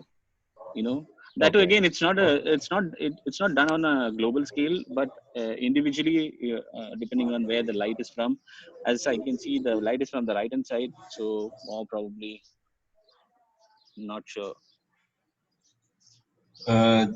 Sorry, KK, just one point, just to add, like, Paul, do you have a black and white of this? Did you try to convert I do it actually. into That is what I already have a monochrome. okay. Does it look good? That better looks more with appealing Nick? as well. Yeah, I thought so. With Nick softer Yes. touch, maybe because this black. Okay, sorry. Please carry on. Yeah. So the point was, in the post processing, you should add some energy in terms of light. So some contrast, some pop, warmth, to make it pop out. And Prakash has already covered all the other points that we, wanted to convey to you. Yes. Probably Yep. try to redo it back in Lightroom, and as you advised, I'll try to put in. I desaturate the Omani in blue and. So probably, another thing what you said, another thing which you said was you're showing the ropes as a leading line. This is definitely working as a leading line, transferring the energy and all those things. It's really conveyed. But then in terms of light, that energy is not being transferred. That it's just flat lighting. So you get the point, right? I mean, probably I'm not able to explain it. Yes, I do. In the same sense. Yes. Yeah. I get the point. So that punch of color and contrast. It's basically the contrast. Yeah. KK, may I step in for a moment? Yeah, please. Like KK is mentioning about punch and about the different color tones, cool and warm tones, you could probably give this a shot. First of all, let me tell you, of course, I'm sticking to color since it was in color. But Sanjay has brought up a very, very valid point about trying this in mono also. Okay. Especially when color is giving a problem, mono could definitely work and help out. Please do try it out. And I'd love for you to post it up on the group and we all take a look at it so everybody can learn and benefit from this exercise. Okay. Now, in Photoshop, if you can make a mask of the sky, okay, and darken the sky, okay, you have to be careful while darkening it to a significant level. That will automatically make your three subjects stand out more straight away, okay, because the sky is bright. So if you darken that, selectively you mask up the sky and you darken that, your subjects will come out a bit more. Like KK mentioned, then in your mask, making sure you reverse your mask, okay? So it's not the sky, but now everything else is selected. And then you could probably warm up the tones. In those tones, you could probably warm up the bull and the two subjects, leaving out maybe the mud at the bottom also could be warmed up slightly, okay? And maybe the people at the back also, you will have to see what looks good. Go with your eyes. True. Work on the kandura of the person on the left, okay? Make sure that it's not pulling the eyes too much. Right now, visual weight, it's like, you see this person, how both the handlers are using ropes to pull, right? I'm feeling my eyes are being pulled by the person on the left. So if that is taken care of, I think Yes. that should sort There's out more your image. visual weight on the left. There's more visual weight on the left. Though it Okay. looks balanced. In terms of the weight of the person, but then visually the left looks a bit more heavy because of the blue color. Yes. Okay. Another thing I'd like to mention for everybody, there's something in a composition, you balance a composition, but along with balancing a composition, there is something called visual weight, which is very important. Visual weight is incumbent on a number of factors. One is, of course, the size of your image, the placement of your image, the color of your image, the contrast of your image, the shape of your image. All these add up to visual weights. A triangle will give you a different visual weight. A circle of the same size will give you a different weight. A rectangle, a square, they all have different visual weights. So this is something which you have to train your eyes and you will have to check for yourself. I think we spent enough of time on this, Paul. Lovely image once again. Great shot. Thank you very much for your feedback. I appreciate that. Can we move on to the next image? Yes, I think we'll take that in a yes. I think it's 2 hours already. Okay. I think we'll try to go a little bit faster. Yeah. I think we are almost at the end of it. Take it, go Okay, ahead. Whose image is this? This is mine. That's mine. Hi, doctor. How are you? I'm good. I'm good. Hi, doctor. How are you? All good. All good. Can you tell us this- about your image, please? Yeah, this was shot at a place called Chidiyatapu in the Andamans. And we had arrived at this place quite late. In fact, Chidiyatapu, if you don't know, is supposed to be one of the best places for sunsets in the world. And it's also a birder's paradise. Now, we had reached there quite late. This beach was quite desolate and the tide was coming in. We had very little time. And there were 3 of us. We were sharing one tripod. So, we had to rush between share the tripod between the 3 of us. Now, this was taken with a Canon 80D at f11 and the shutter speed of 1:250, ISO 100, and the lens I was using was a wide-angle lens, 1018, Canon 1018 lens at 16 mm focus. Yeah, this was a very desolate beach, and I just wanted to bring out the desolation and isolation of that place. At the same time, bring out the beauty of the sunset as well. And I had a good prop in that boat, single boat that was lying there, tied up. What else? Yeah, that's about it. Okay. What height was the tripod? Tripod was at, I can't exactly tell you, but it was very low. It had 3 sections and only one section was opened up. Okay. So it was quite low. Because we thought you probably laying down or very low down on the beach. So the tripod was at the minimum height, whatever height that produces, maybe 1.5 feet or maximum. Right. Okay. Great.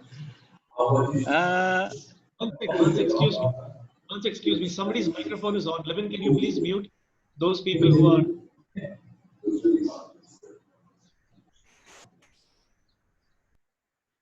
Yes, thanks, Sanjoy. Okay, go ahead. Please go ahead, Doc. Okay, doctor.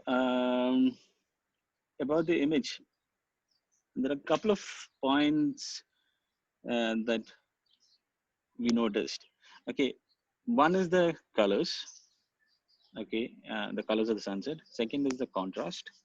Third is the foreground. Like I think you must have heard Prakash by explaining in the other sunset image which we talked earlier. There's this foreground, middle ground, and background concept in a landscape. Generally, there's something in the immediate foreground. There's some elements in the middle ground, or somewhere in the middle of the image, and not necessarily, but yeah, generally, and then something in the background. Now, the problem with this image is, if you see the boat, we know it's a boat, but then the problem is the boat is lost in the horizon. So, had you shot this perhaps standing up, you already had the tripod. Had you shot standing up, probably the shape of the board would have been properly visible, other than just the tip of what right now. What you can just see the tip of it would have been visible. So since the contrast is very high, you don't see any separation, and the boat is lost in the background. Okay.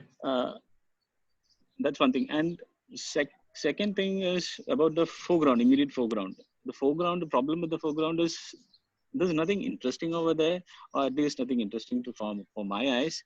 Probably I'll try to reduce it by standing up. When you're standing up, automatically the problem of that boat separation is already sorted out, and then you will reduce the foreground, which is of really of no interest other than some sand particles or something like that, or some stones.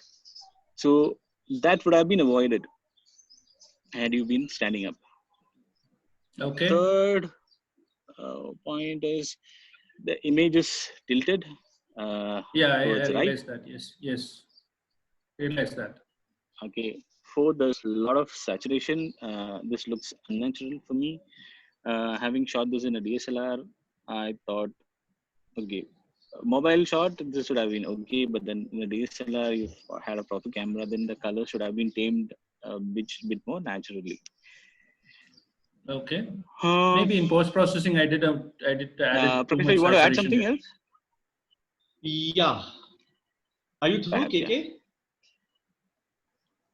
KK, you're through? Yeah, I think, yeah. We were discussing something else also yesterday. Yeah. Yeah. Okay.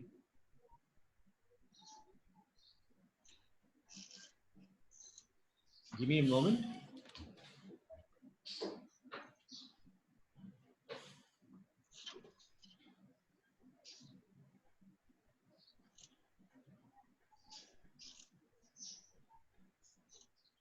Okay, I think the screen is visible now to all of you. Yes. Okay. Doctor, first of all, let me compliment you. It's a lovely image. It's got great content. Trust me, you've got all the three essential elements of a landscape photograph. You have a foreground, you have middle ground, and you've got background. There's great content over here. You've got some, in the foreground over here, you've got some lovely texture going on, okay? It's nice, it's gritty, and it stands out.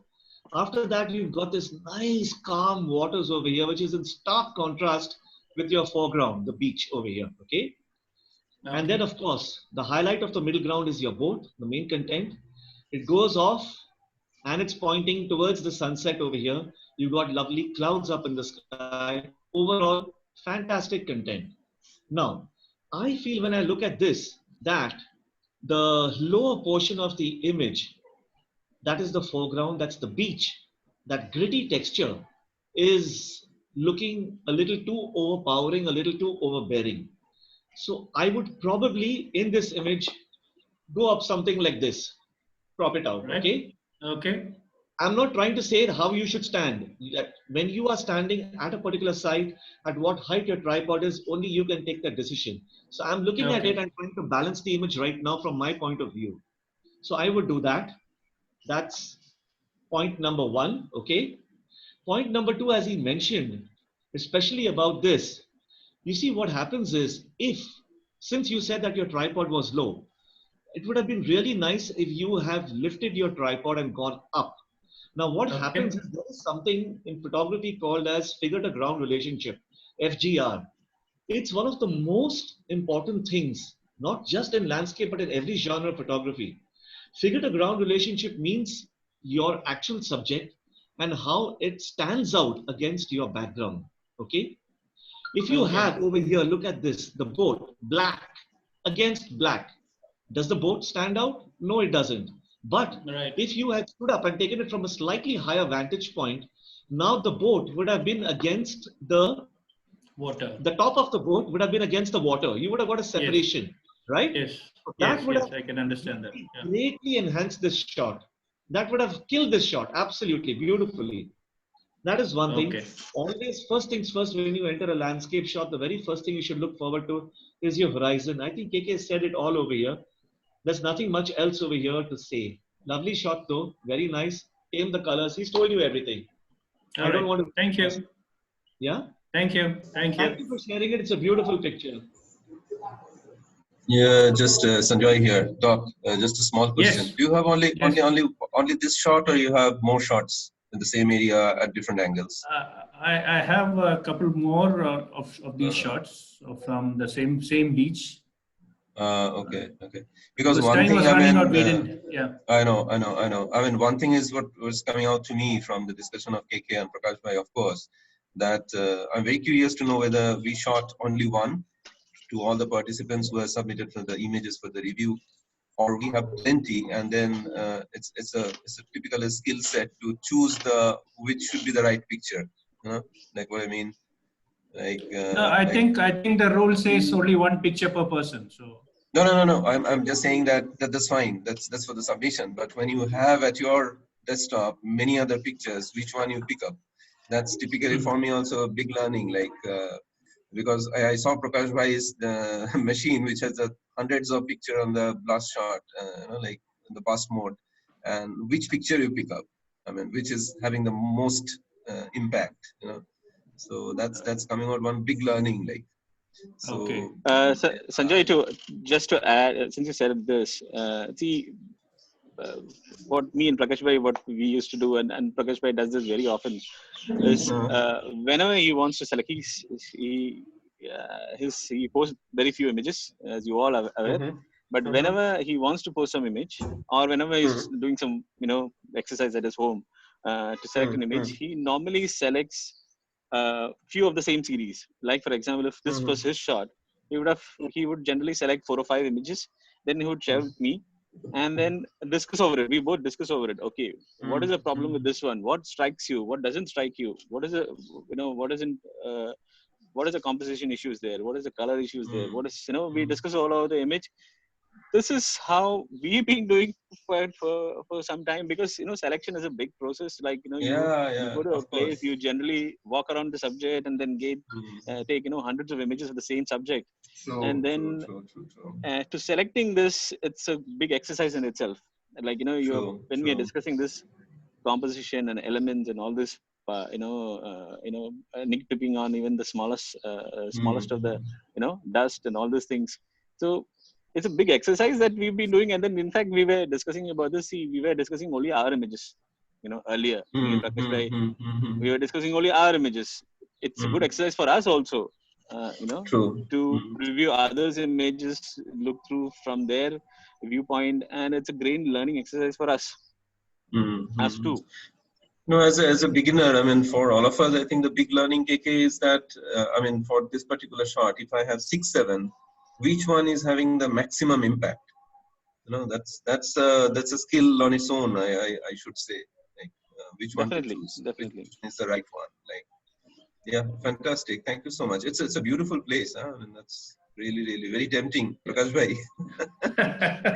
It is indeed a beautiful place. Yeah. As a traveler, I'm just looking at it. Wonderful place. Thank you so much for sharing.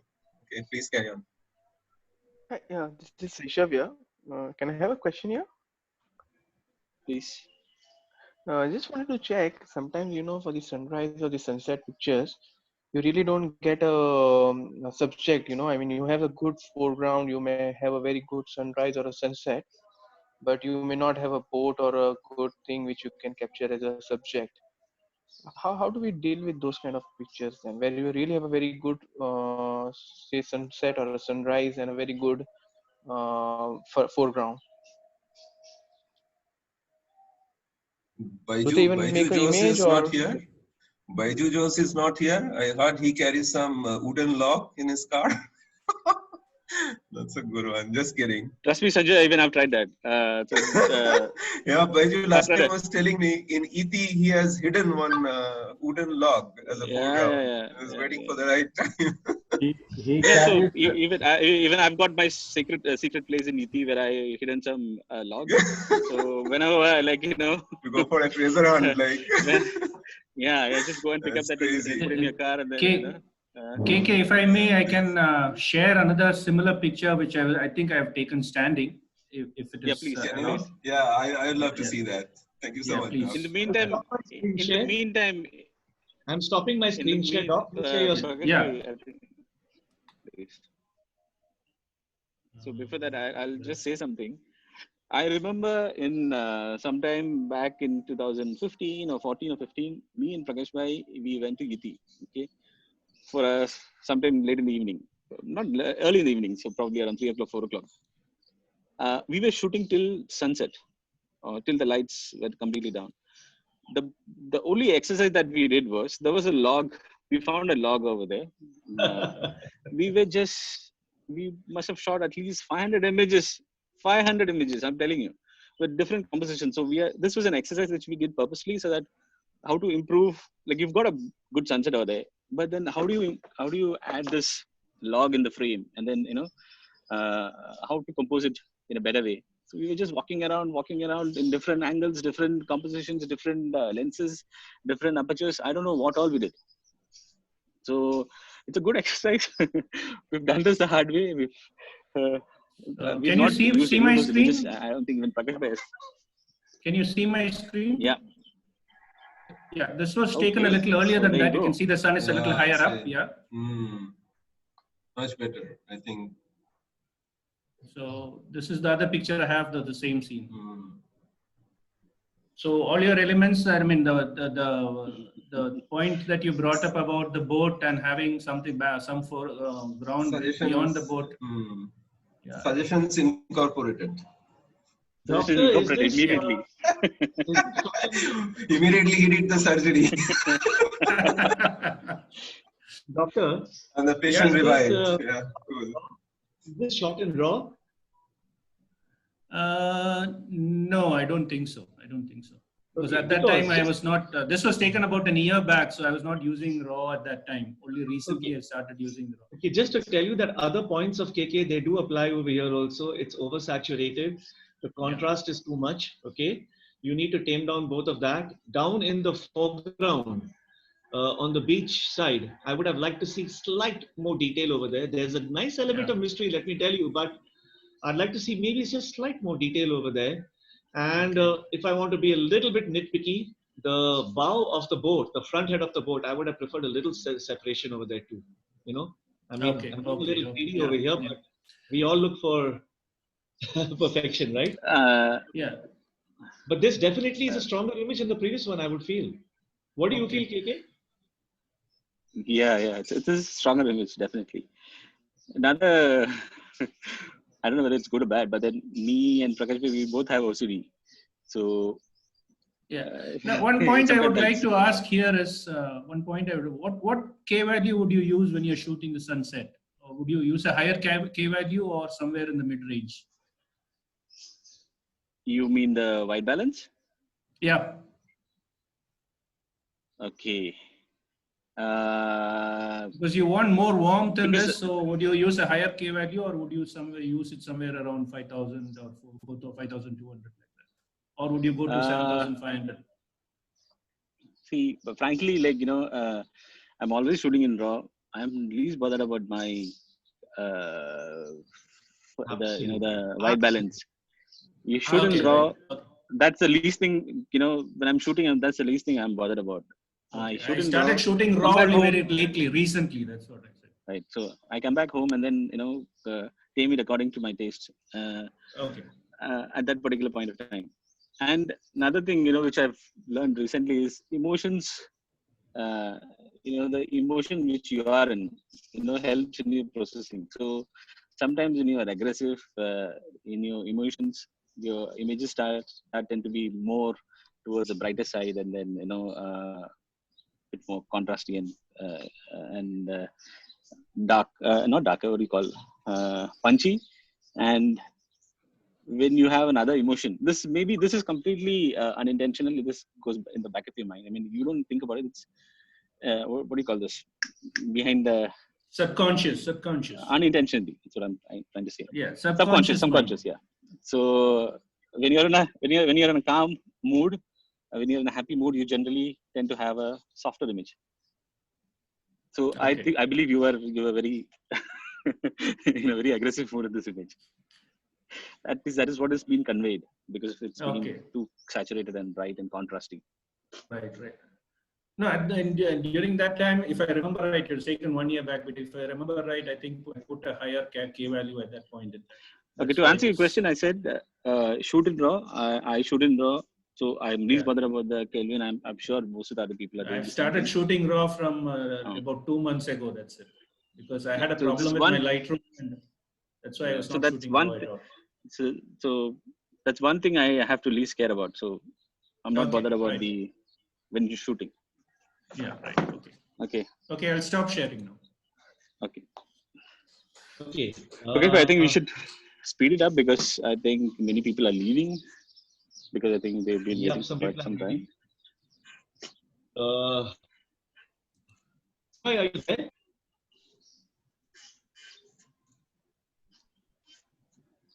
Hello? Is Sanjoy? Yes. Next image, I think Dr. Sanjeev. He's here. Yeah.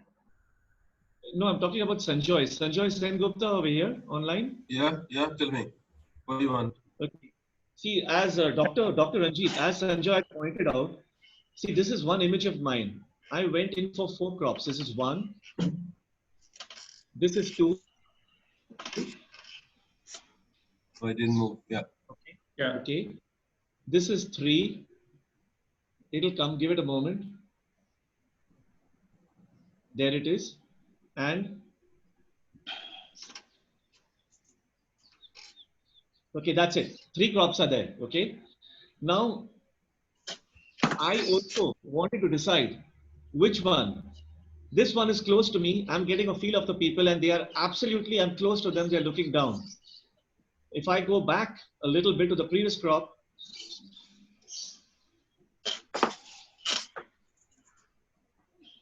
can you all see this? Has it come in? Yes, it is. Okay. You're getting a similar picture, but you're not right up on them.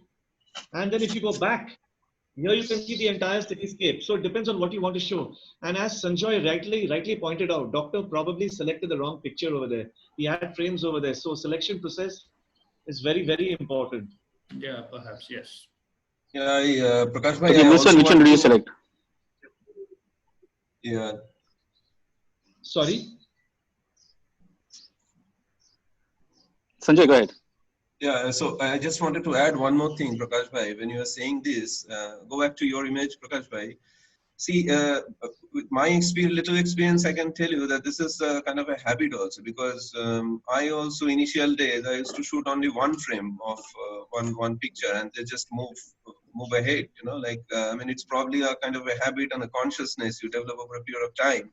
When you start realizing that you probably need to take different angles, which KK and Prakash, both of you are pointing out many times, that you need to take same area, same shot, maybe 4 or 5 different angles, and then come back home and look at your big screen and see that which one, and then comes a choice of frames. So I think it's a evolution process we all have to go through, and it's a great learning, I should say.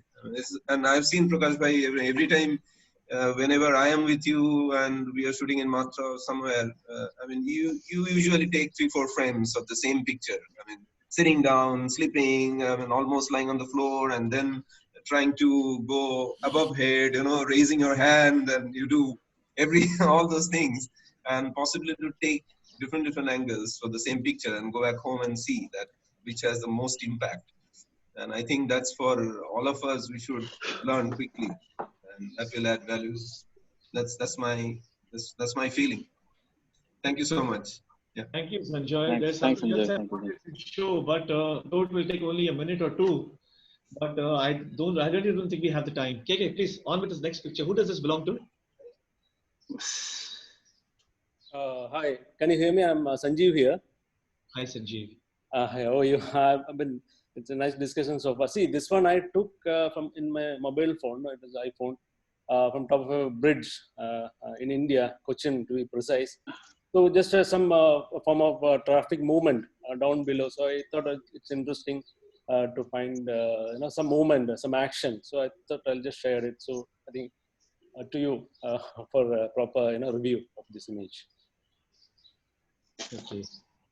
What was in your mind basically? You just wanted to depict traffic movement, or you wanted to show action, or what exactly were you? Yeah, basically, no, there was no intention. I mean, the intention to project that image is, yeah, obviously to show some form of action, because I found to be some lines are also there. I didn't want to focus on any particular object or something. It's basically an action. Some interesting lines are there. So just want to project this. Okay. KK, you want to go on this, or should I go, or what? Okay, you can go, Prakash. Go ahead. Bolo, no? Go Okay. ahead. I'll come The in thing later. is, okay. So as you said, this is a casual shot. That's one thing I understand. Second thing, you wanted to show some action. So, or some movement. So when you just explain this, the first thing that came to my mind is there is no movement in the image, or there's no sense of movement.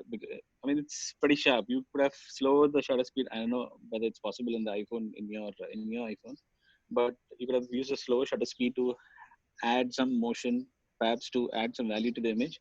It would have definitely looked much better. Second thing, the placement of the subject is kind of a problem for me. Like, problem in the sense that, it's there's something on the top of the image. There's a line that is the white line, Yeah. and the red color, which is basically hitting you in the image, is the main focal point. It is kind of very close to the edge. So I don't know, it's kind of disturbing for me because it's cutting the line. Probably it's somewhere inside. And then, as an exercise, since this is kind of shot that you wanted to try, you could have waited for some more time and then tried different compositions, like, different vehicles moving out of the frame, coming inside the frame at different positions. So again, it's not under your control, but then to get something like that, you have to try, shoot many frames and then select one out of it. How many shots have you tried on this one? In fact, I've taken plenty, maybe 10, 20 shots. This one, I thought it's one of the best ones. Right. Okay. So probably you should have tried. I mean, you should have tried. Since you said action, something that came to my mind was, which it didn't strike me yesterday, was to show the action. There's no movement. So should have tried a lower shutter speed, and try for that. Second, need some cleanup. There's a lot of patches here and there as a general, cleaning up the image. The car on the top is bothering me. The bike on the top is bothering me because it's just almost at the edge of the frame. Not quite. I don't know. It's not pleasing to the eye. Yeah. Another point is there's no shadows. Had this been shot somewhere in the morning, in the evening, you would have added some shadows in the frame, which would have looked much better. Some more colors in the frame. Warmth in the image would have added some more elements. I think that's it. Prakash bhai, you want to say something? Yeah, you said almost everything. There are a few things I'd like to add over here. As KK has mentioned, this red car over here, if you notice, red in the entire frame, the colors are very, very bland, okay? Shades of gray and things like that. There's nothing really standing out. Your eye straight away gravitates towards the car. Now, the problem is the car is absolutely on the top left edge of the frame. That's creating a lot of visual tension, okay?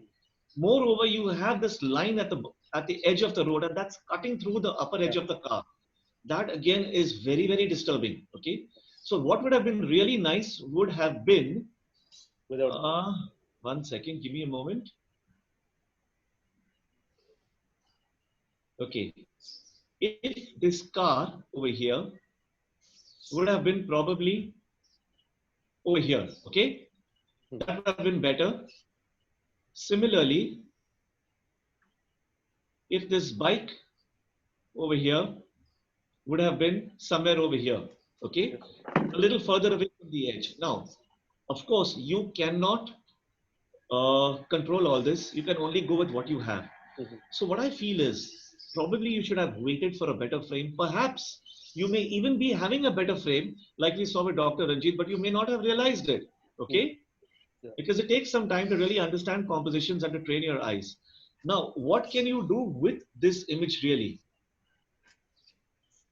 Give me a second.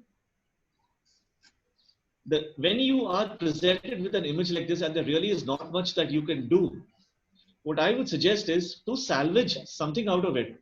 Try to simplify the image. You really do not need all the elements over here. So your best tool is your crop tool.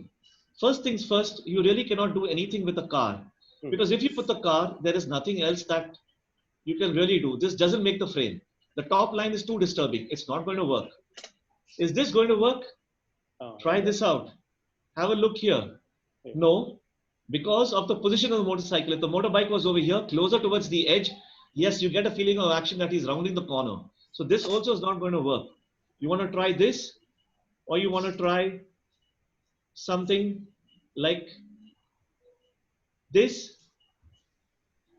Okay. Yeah. This probably is the closest that I could come to salvaging it from this. KK, your views? Yeah. I'm talking about salvaging, right? Okay. Just salvaging. Of course, this guy again over here, he's again too close to the corner, things like that. As KK has already mentioned everything, your lighting, you would have got good shadows, things like that, which have made it more interesting. I'm leaving it at that. Let's not duplicate points. I hope you got the picture. Can we move on to the next one? Thank you. Yep. Is Arvind present over here? Yeah. Prakash bhai. Hi. Hi, Arvind. I remember the shot. Yeah, I believe KK remember this one. This was taken when we had a desert camp from FSO with AO group, and I was having some of the shots before this. I just want to share the EXF first. This was shot at 22f and 1/8000, and ISO usually it was shot at manual mode, and ISO I always keep as a auto. I won't miss any dark images later. I have had a experience like that before. That's the reason I try to keep ISO as auto always when I go to the manual. And the thing is, this was ISO 3000 around plus. The thing is, I had some of the images before also, which was for shot at lesser f like 8 and 1/4000 with ISO 500 also. I thought of having a sunburst over there. That was the reason I bumped up my F, I believe, after this one, as I remember on that day. I just want to have a review your side also. What are the things I made, and even in the post processing. Okay. You're through with that, Arvind? Yeah.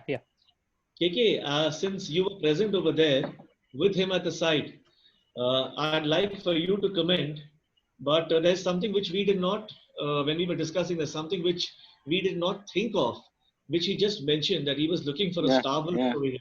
Yeah. Okay, so, I mean, there's no way you're going to get a Starburst like this. Why don't you go ahead and because I believe it should be an edge or something like that. I was thinking maybe the cloud may get something. Absolutely. Maybe I was wrong. I was wrong. No. I see. We're all learning. We've all made mistakes. We're all learning. We're all learning. KK, please go ahead. Go ahead. So to get a starburst, you generally have a smaller aperture, and then your light source, which is the sun in this case, it should be very small. It should be very small. You generally don't get a starburst when you have this big sun.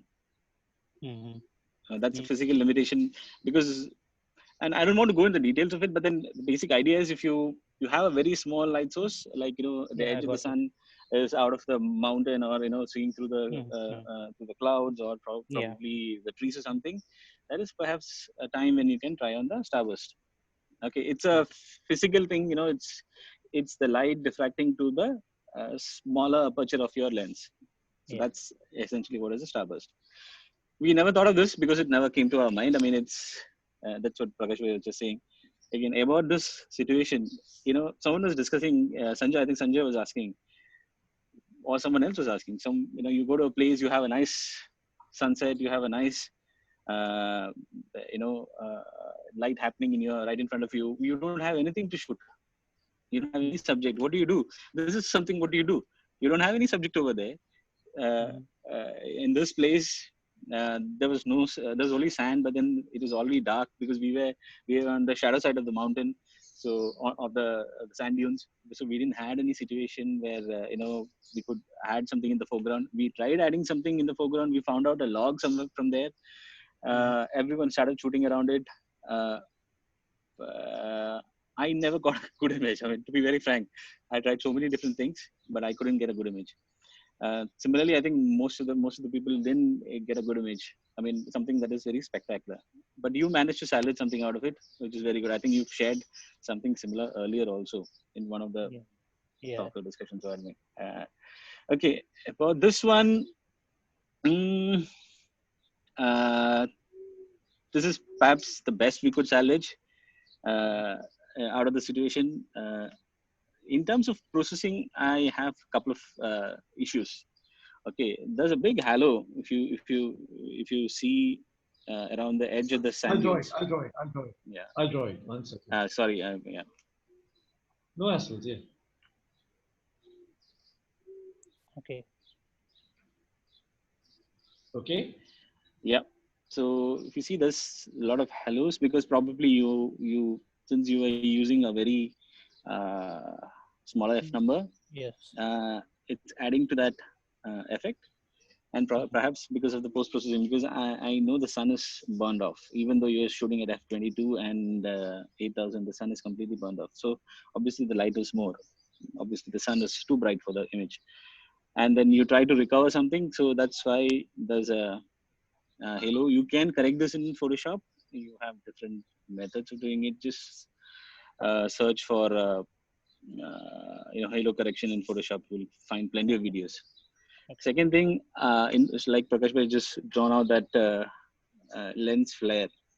It is not adding to the image. I would perhaps remove it. We both were of the same opinion. We would have removed it. And there's something, Prakash, I can't see because I'm sitting outside and then it's too bright here. Okay. What can you explain on the other point? You're talking other than the flare. The third circle, yeah. The third circle, the second part, the flare is still slightly visible over here. Okay. Much, but it's lighter than this one, but it's still there. There is something, so I'll probably just darken that slightly. Okay. The reason why we circled that is we didn't find that as adding to the image. You understand what I'm trying to say? Like it's there, but it's not doing anything. So then why to keep it there? It's kind of a distraction. Yeah. Right. So in post-processing, we would have removed it. We had a healthy debate on. I can't see your logo here because it's too bright. We had a healthy debate on the position of the logo. Because of the visual weight. Yeah. This visual. Prakash will be able to explain it much better. In this image, you have a heavy left, so you have to compensate something on the right. So adding the logo helped, but probably the position of the logo wasn't really helpful. Okay. Probably even the size and the opacity was not really helpful. This is again a very very difficult thing, to keep to add the logo and still retain the essence of the image. Yes. It's a different art in itself. People we've been all been guilty of adding logos left and right and having some actions in Lightroom, just adding to the left, just adding to the right without even thinking about anything about the composition, how it affects the image.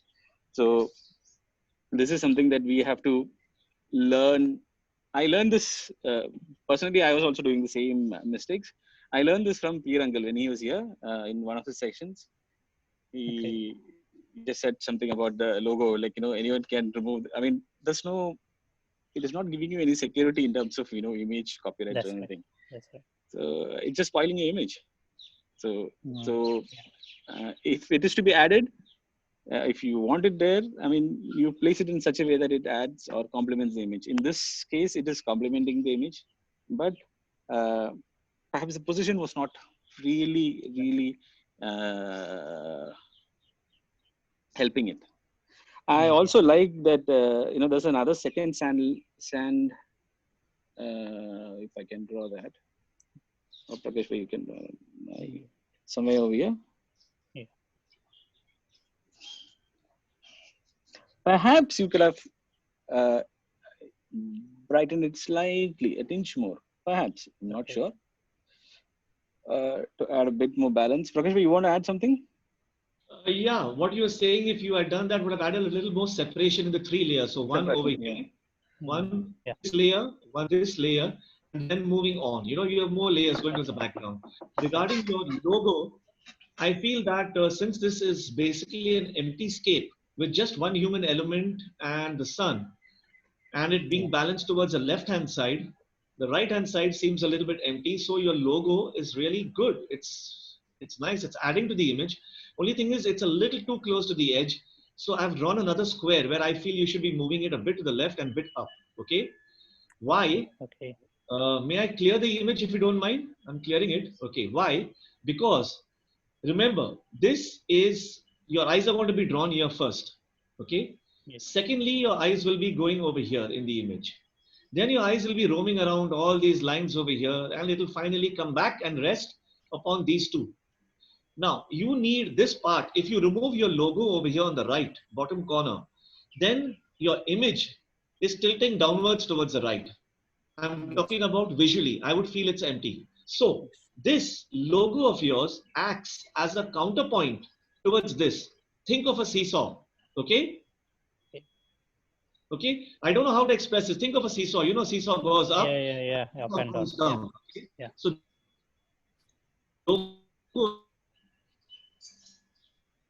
So I can see the dunes behind it. It's pretty unobtrusive. All you could do is just shift it maybe a little bit more over here. I would like to see it over there. And I think that would balance the weight out.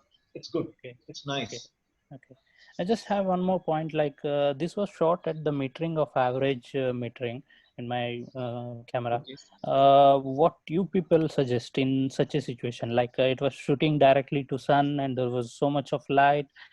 And it will be like highlights or anything else with a point metering? You're using Nikon or Canon? No, it's a Sony that day I used. It's a Sony. Okay, so you're using the sort of something what they call average metering, right? Yes. Okay, great. What I would suggest if you're shooting, especially something into the light, a scene which has got a very high dynamic range like this, it's got brights and darks, and you're shooting into the light. Try and bracket your shots. So you have options. Okay, when you go back home, you have options. Choose a bracket of 3. One is your base exposure. One will be -2 stops and one is +2 stops. Okay, you don't have to go for 5 and 9 exposures. Just 3 is sufficient. Base, -2, +2. And you will have plenty of latitude in post. You're shooting raw. I'm presuming you're shooting raw, right? Yeah. And Sony's got... Okay. Hello? Yeah, okay. It's a static subject. Yes. It's a static subject. There's nothing moving over here. On another note here, I want to add, I might crop out a little bit of this image. Okay? I might crop out so much. I would really have to see it in and then tell you. But I'm just telling you as I feel right now. Okay? Yeah. That's about it. KK, anything from your side? No, nothing. I think. You want to ask something, Arun? No, actually, bracket shooting was, that was a good idea. But the thing is that KK was standing there and we were very far. And it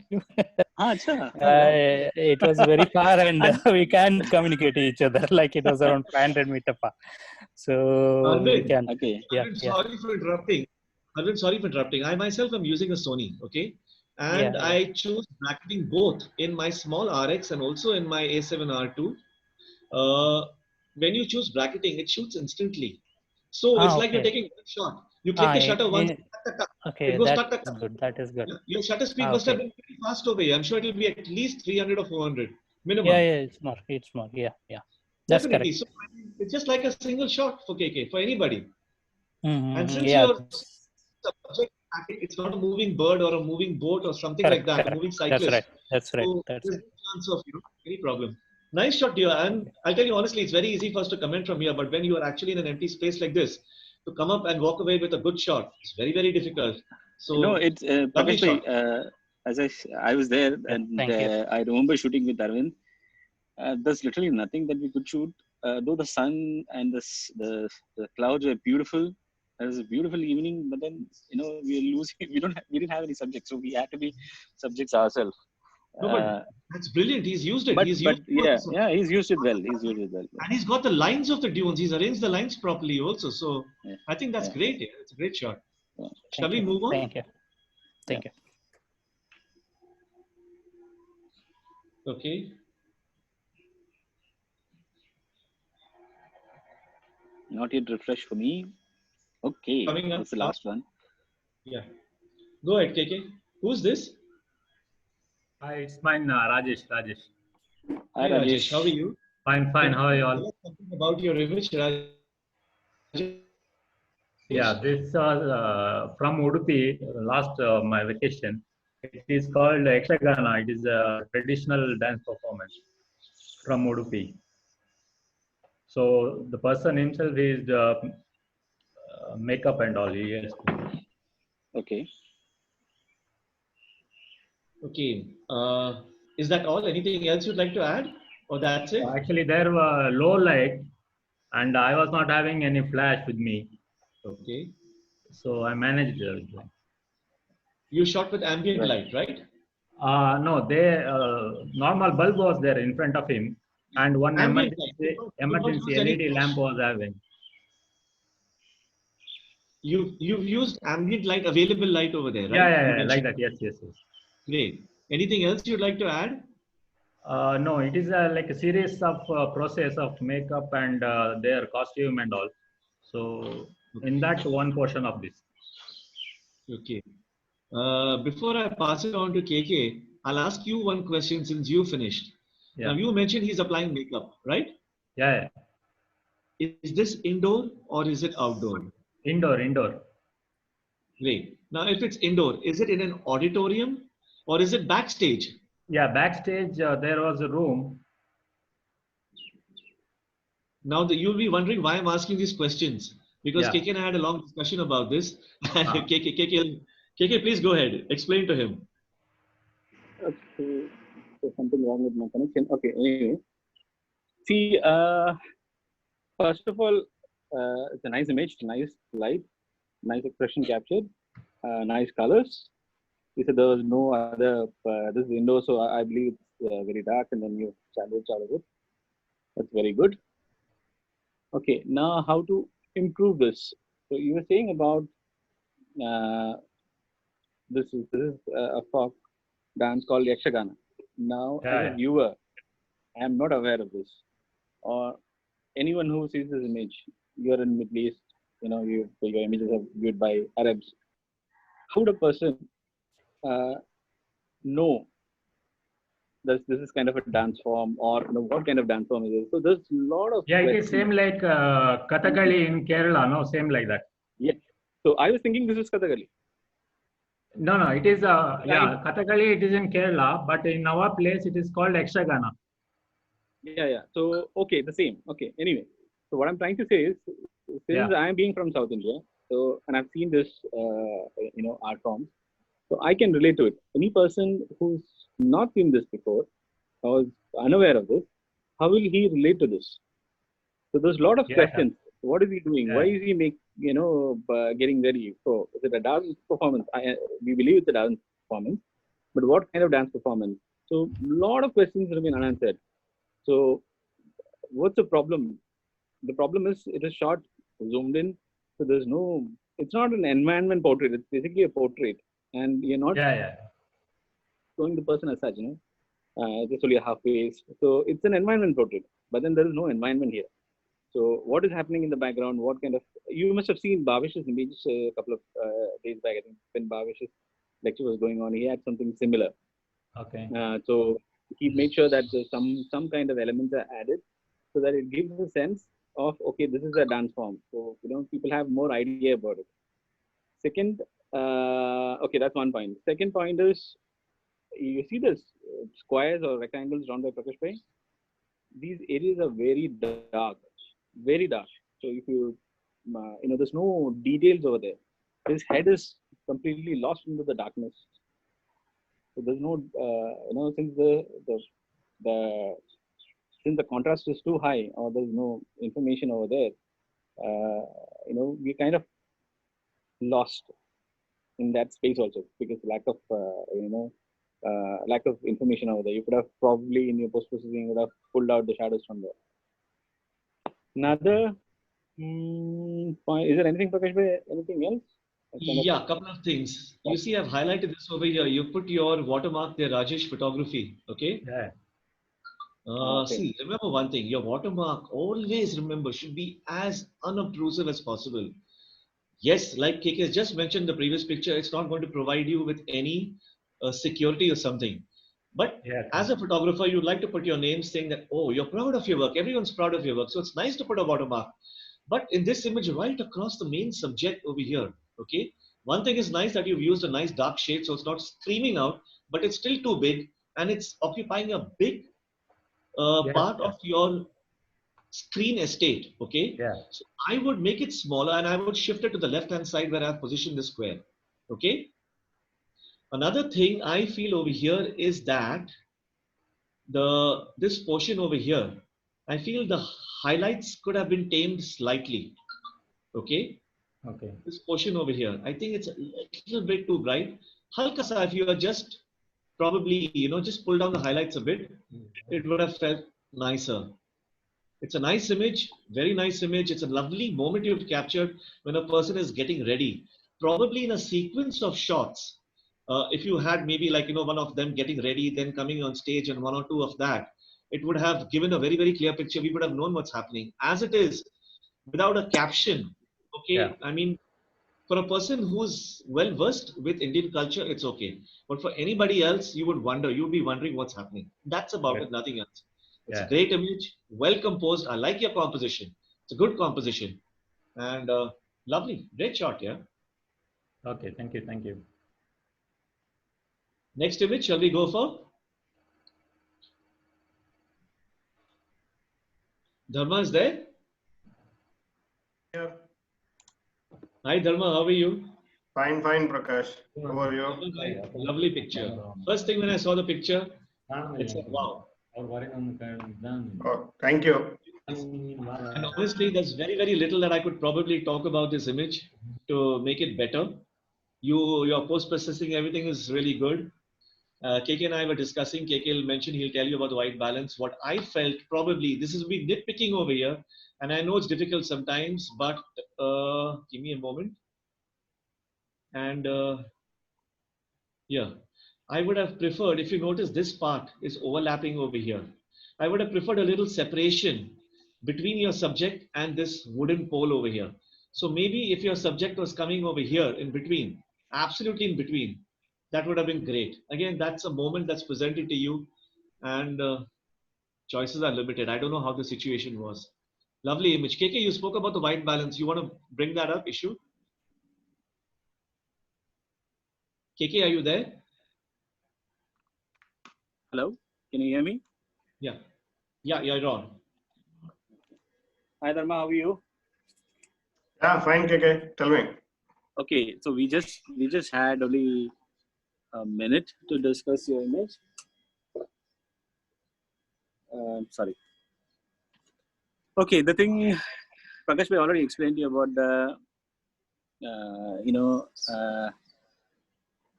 the edge of the person. It's overlapping the tower. Okay. The other thing I wanted to say was, see, the feel of the image is cold, right? It's ice. Yeah. It's you have the feeling of the cold, but then to get the cold in terms of white balance, you need to have a bit more bluish tones, a bit more reduction of the temperature. Now it's very hot kind of temperature that we use. It's kind of bright and you understand what I'm trying to say? The feel. Yeah, I'm listening. Yeah. You reduce the white balance to have that the cold feeling. That's it. Otherwise, it's a superb image. Okay. No, actually, see, when I'm looking on the laptop, it is looking blue. And when I'm transferring it to the mobile, it is becoming, maybe it is the calibration of the screen. That is what is affecting the this thing. So for me, it is looking bluish. The snow is white and the temperature is cool. But when I transferred it to the mobile, even I felt it was a bit warmer image. Dharma, Okay. Yeah. Dharma, I wanted to ask you, do you have this on your mobile right now? Can you just hold it up against your laptop screen? Yeah, one second.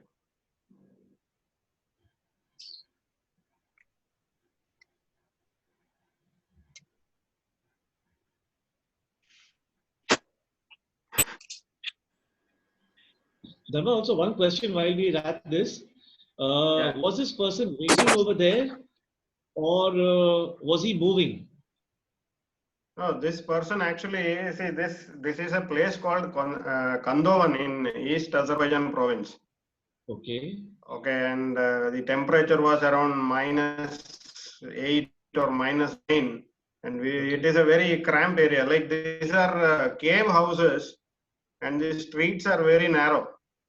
Okay. This is one of the kind in the world, like the Cappadocia you have in Turkey. These cave houses are there, and this is only one place in the world where people are still living there. In Cappadocia, it is converted to a restaurant and hotel and other things, but here people are living. So when we were just wandering here and there was very little space, and I just saw this lady coming down the stairs. By the time I took 2 shots, she covered her face, turned back, and went again inside. So I got only 2-3 shots. That too, it was very wide. But then finally, I just wanted the viewer to get the first view on that lady's face. So I tried a couple of cropping and that and this, and finally I felt this was the best one. Right. Anyway, this image asking, shall I? Are you able to see from the mobile? Just take it up. Your virtual background is removing it. Yeah, I think you have to okay, cancel the virtual background and then.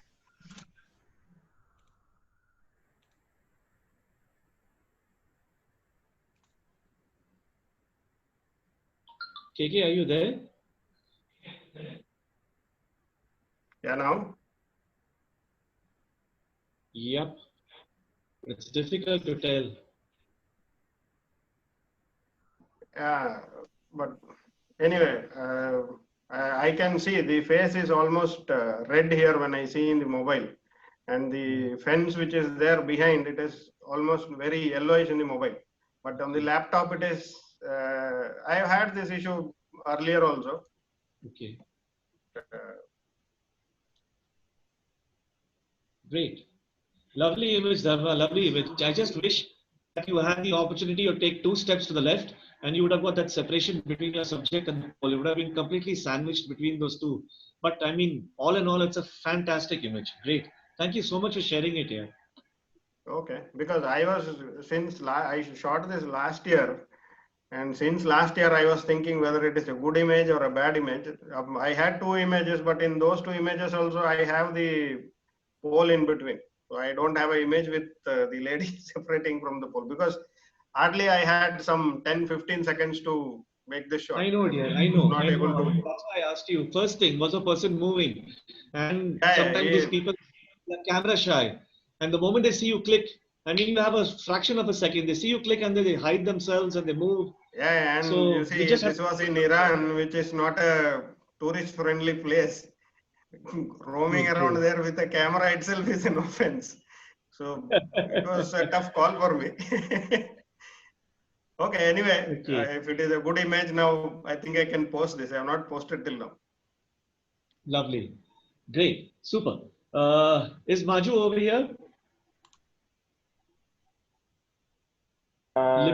No, he's not there. Go to Findo's image. He's here. I'm going back in order. This lady is not here, so we are skipping this. Hello. Let's go to Finto's image. KK, you want to say something about this, or should I go? Go ahead if you're there. Prakash, you don't have my image? Kingston, Just which skip one? What's your image about? Pardon? What is your image about? Can you just tell me what the content is? The Bedouin girl. The same like the one which is the one which you showed. Yeah. I'm coming to that. I'm coming to that later. Don't worry about that. I have a reason. Okay. Okay. Is KK around? Okay, I guess he's not there. Okay. He's Finto, are you there? He's there, but I think his voice is not coming. Okay, he's trying. Can you hear me? Yeah. Yeah, KK. You're on. Go ahead. No problems. Okay. I'm making some markings. KK, can you hear me? Hello. Yeah, Prakash Finto. B. Prakash Ji. Yes. KK, Libin, everybody. Actually, this picture is took in from when I was in Dukkam. So that place and this turtle was, very little bit tired, and it was in the seashore area. So what I inspired on that, as I seen some pictures which is taken I seen that in wildlife, mostly they took in the face very focus, and they took, so the same way I try to take. Uh, that's only I can say. Okay. Hi, Finto. Can you hear me? Yes. I am having some issues with my device. Uh-huh. Okay. So if you can hear me, it's a nice image. We both had a discussion on this. It's an I don't know whether can I draw something? Okay, Prakash, we already drew this. Okay, there are a couple of things that I wanted to say. I've seen similar images by which many people have posted. You've tried doing something similar, very close up. It's nice. It's a decent composition. I'll start with the problems. Okay. Okay. So the brightest part of the image is the underbelly, which is Prakash has drawn there. More white color. Okay, the neck, this area.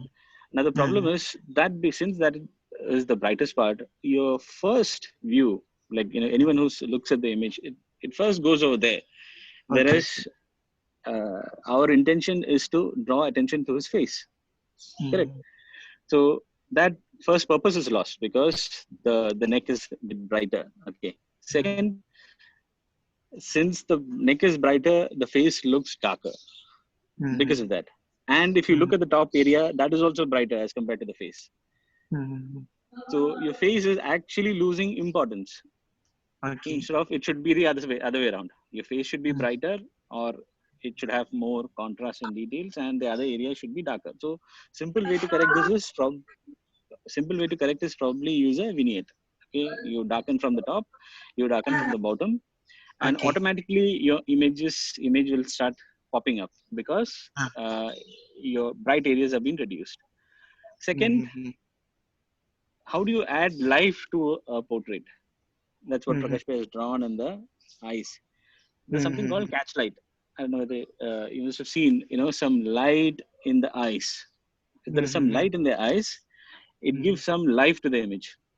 Okay. So some kind of a light reflection. So how to get that? You use some light source. Either some natural light source.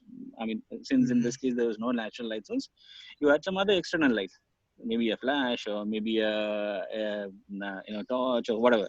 Now, it's not right to use a flash or any other light on the face of this turtle because people will start, naturalists and all that people will start fighting over it. I don't want to go over that side. So what you do is you do it in post processing.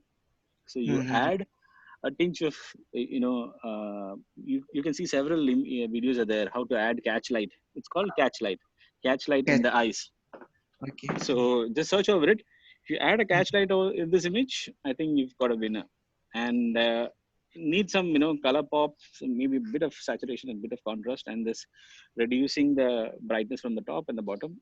I think this is a great image. Prakash, you want to say something? No, everything has to be discussed. Very, very important. Remember one thing, whenever you're taking any portrait, this doesn't apply only to portraits of animals, portraits of human beings. If the eyes are visible, even if it's an environmental portrait and the person's far away, catch light. Catch light. I cannot stop emphasizing on catch lights. Whenever you look at a person's face, the first thing you look at is the person's eyes. When you're speaking to somebody, remember, imagine somebody in front of you, your dad, your mom, your friend, your husband, your spouse, your kid. You're looking at the person's face. And as they're talking, you will always be looking at two things. So gaze will dart between the person's eyes and the person's lips. Always remember that. And out of the eyes and the lips, 75% of the time, you'll be looking at the person's eyes. 25% of the time at the person's lips. So eyes are what? If I remove this, just remove, I'm going to take off the catch light now. Look at the image. I take it off. Okay. And just look at that. You know, it's like a blind turtle. You get my point? So just a drop of light over there, like you're mentioning, if you can hold a torch at a particular angle, not into his eyes, but at an angle, move it up and down so that that speck of light of the torch is reflected from his eyes. You're not trying to put the light on him, but the light, the reflection of that should be visible over there. Treat his eye like a mirror, okay? If that is not possible, it's in post. I've been doing this since time immemorial. I've always been doing this. You really have taken notes because he's seen me from my very beginning when I started with Photoshop. And this is really what all you need to do. And then just color that from inside, you know. Okay. But obviously it's got to be white color. That's it. I don't want to waste too much of time. It's a very nice composition. It's a good shot. It's a nice tight shot. And there's also one more thing. That much small dot is enough? Yes, have a look at catch lights. Always remember when you're doing something, go on the net, look for actual images of such animals. Spot it and see. Okay. Also, it's very important when you're putting a catch light as to see the direction of the light. Catch lights aren't just going to come like that. The light source, what is the angle of your light source? Very important. Okay. So do that. Another thing is sorry, KK, you want to say something? Yeah, we'll have more discussion on the catch light in the next few images. We'll be coming on that.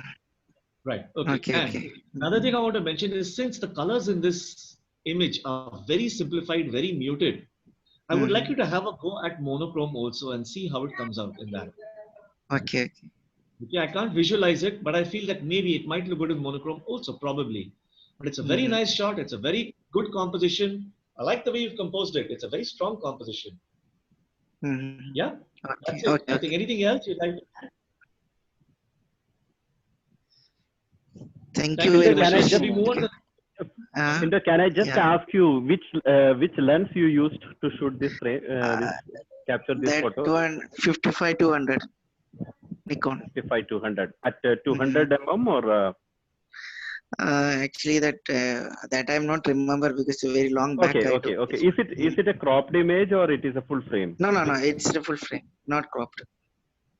Not cropped. Maybe little bit adjustment was there, but it was very, very close to the subject. Finto, very nice. Thank you. Which camera Sorry? are you using, Finto? Which camera I'm are you using D7000. D7000. Does it have a flip out screen? No. So then what, were you lying down? Because Yes. it's right down. Yes, I lined down. The point of view is so good. That's why I was curious about the lens also. Yep. Yeah, good. I lied down because I mean it's very difficult to shoot when you have an articulating screen. It's easy to shoot such shots, but when you don't have a fixed screen, it's very difficult. You have to literally, the turtle is what, about 3 or 4, 5 inches above the ground the head is, and you have to be absolutely flat out. Nice shot, very good. You're just slightly above eye level. Very nice shot. Let's move on, guys. Thank you. Yeah. Okay. Is this gentleman over here? Libin, please come in. No. Go to the next. I think. Is Jason here? Jason, he was here. I think he had some issue. Yeah, it's there. I'm here. You I'm here. No, I don't have any issue. No. Jason is not here. No. So go to next one. No, it's Jason. Who is that? Is it Jason? No, there is. This is Jason. This one is Jason. Okay, one sec. Hang on. This one is Jason. Yeah. I think he just called me. He had some issue, so he will try to reconnect. So go to insert image. Yeah. One sec. I want to go to that last. Is this person over here? Yes. Sorry, Jason is just connecting. Okay. Yeah, Jason is in now. Jason, can you hear?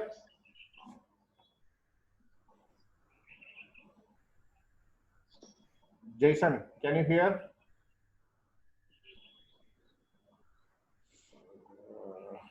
Okay.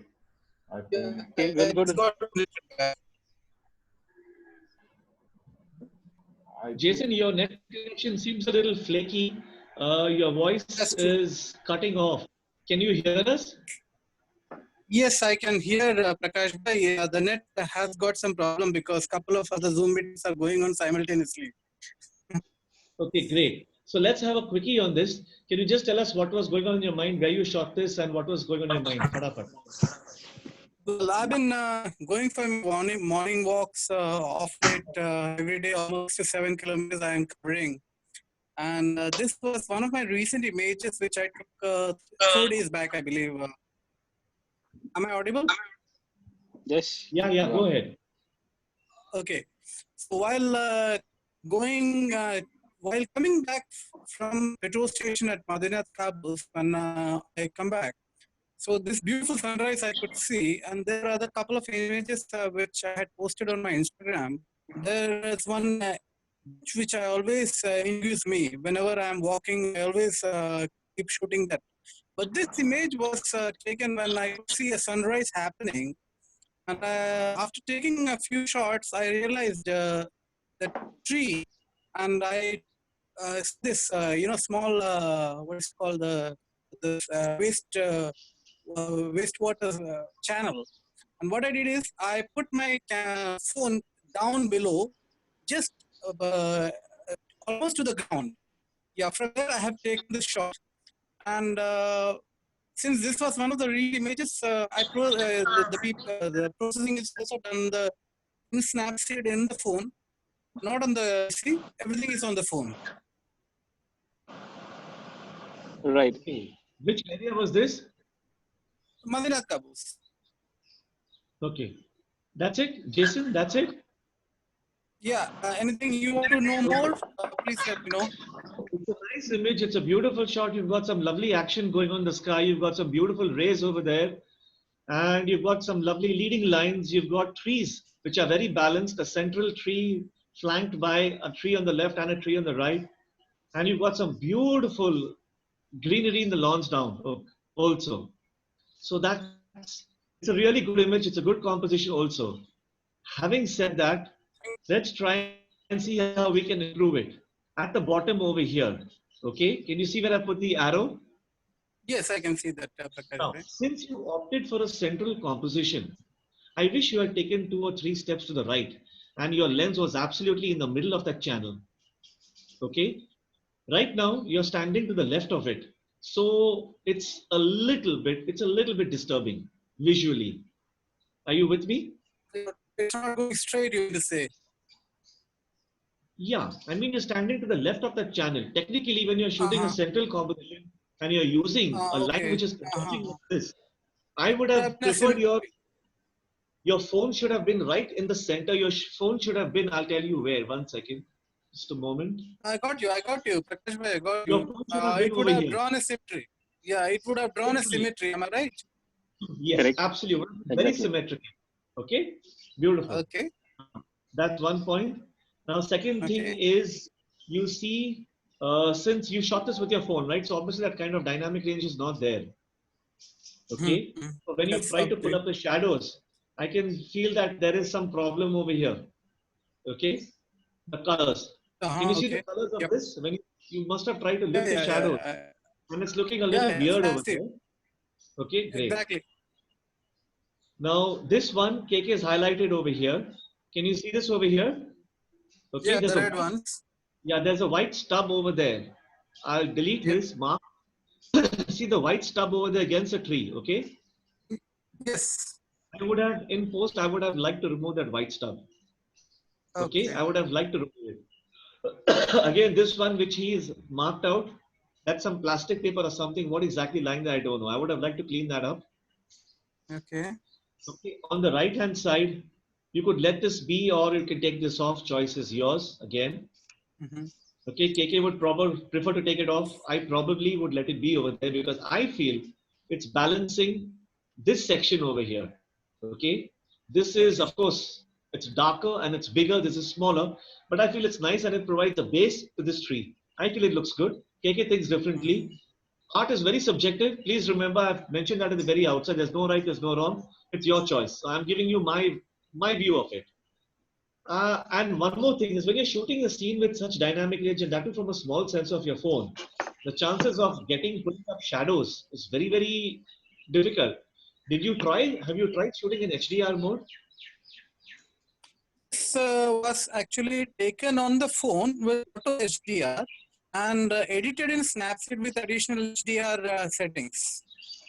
Okay, probably If you allow me, I can share. If you allow me, I can share the original one from my phone, because it's in the phone. I can straight away share it on the original picture which was shot. Please share it, because I feel shooting in HDR mode would be, you would have this a little darker, the trees, and it would have mitigated that little color spill over there, you know, that color block. I think once this your screen share has to go up, then I will stop my share. Go ahead, please share. One moment. I will just put gallery. All the photos. I think there's only KK. I think there's only one image left right now of. Yeah. See, if you see my gallery, there are quite a lot of images which I had taken. So see, this was my initial image which I wanted to process actually. If you see here the symmetry, can you see image? Right. You're watching it? Yeah, we can see it. This was the initial image which I wanted to actually play along with. You see, my height is a little more higher where I've taken picture, and then actually 1 second. How do I move?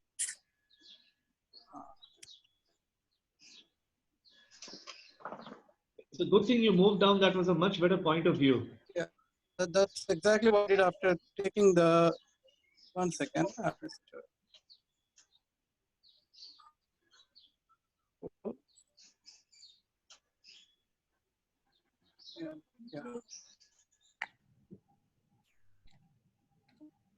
Yeah. So the actual picture will be here somewhere over here. This is the one I think.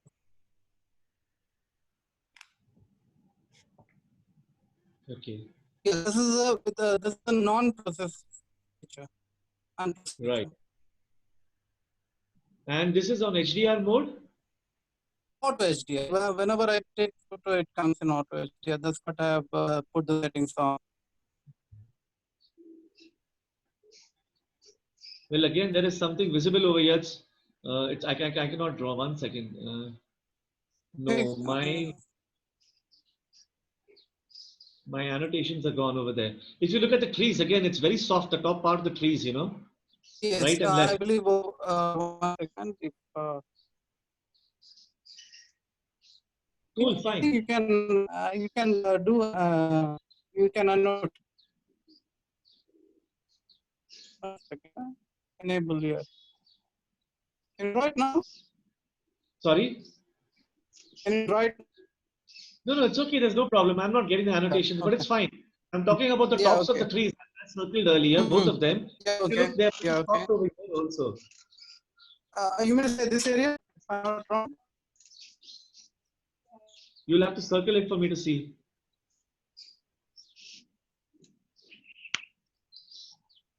It's just the top portion of the trees, you know. Yeah, that's it. That's it. Perfect. That's it. That's it. Okay, you'd like to add something? Yeah, you've almost covered everything. Can we go back to Prakash by screen? Yeah.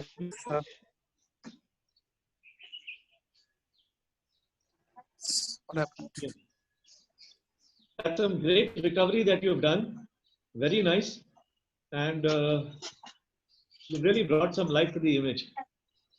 Yeah, definitely. Only problem is that probably if you could just darken the trees on top and try and remove that color cast over there, I think that should work. KK, what would you like to add here? That's only one thing. Can you see this? I'm just trying to nitpick it. It's tilted. Yeah. Probably I would have corrected it. Yeah. Yeah. Okay. Thank you. Okay. Done. Yeah. Shall we move on to the Okay, next that's image? it. Yeah. Thank you, guys. Thank you very much, Prakash. Thank you, KK. It was a very recent, didn't do much, but still love your comments and feedback. Thank you very much. Great. Next.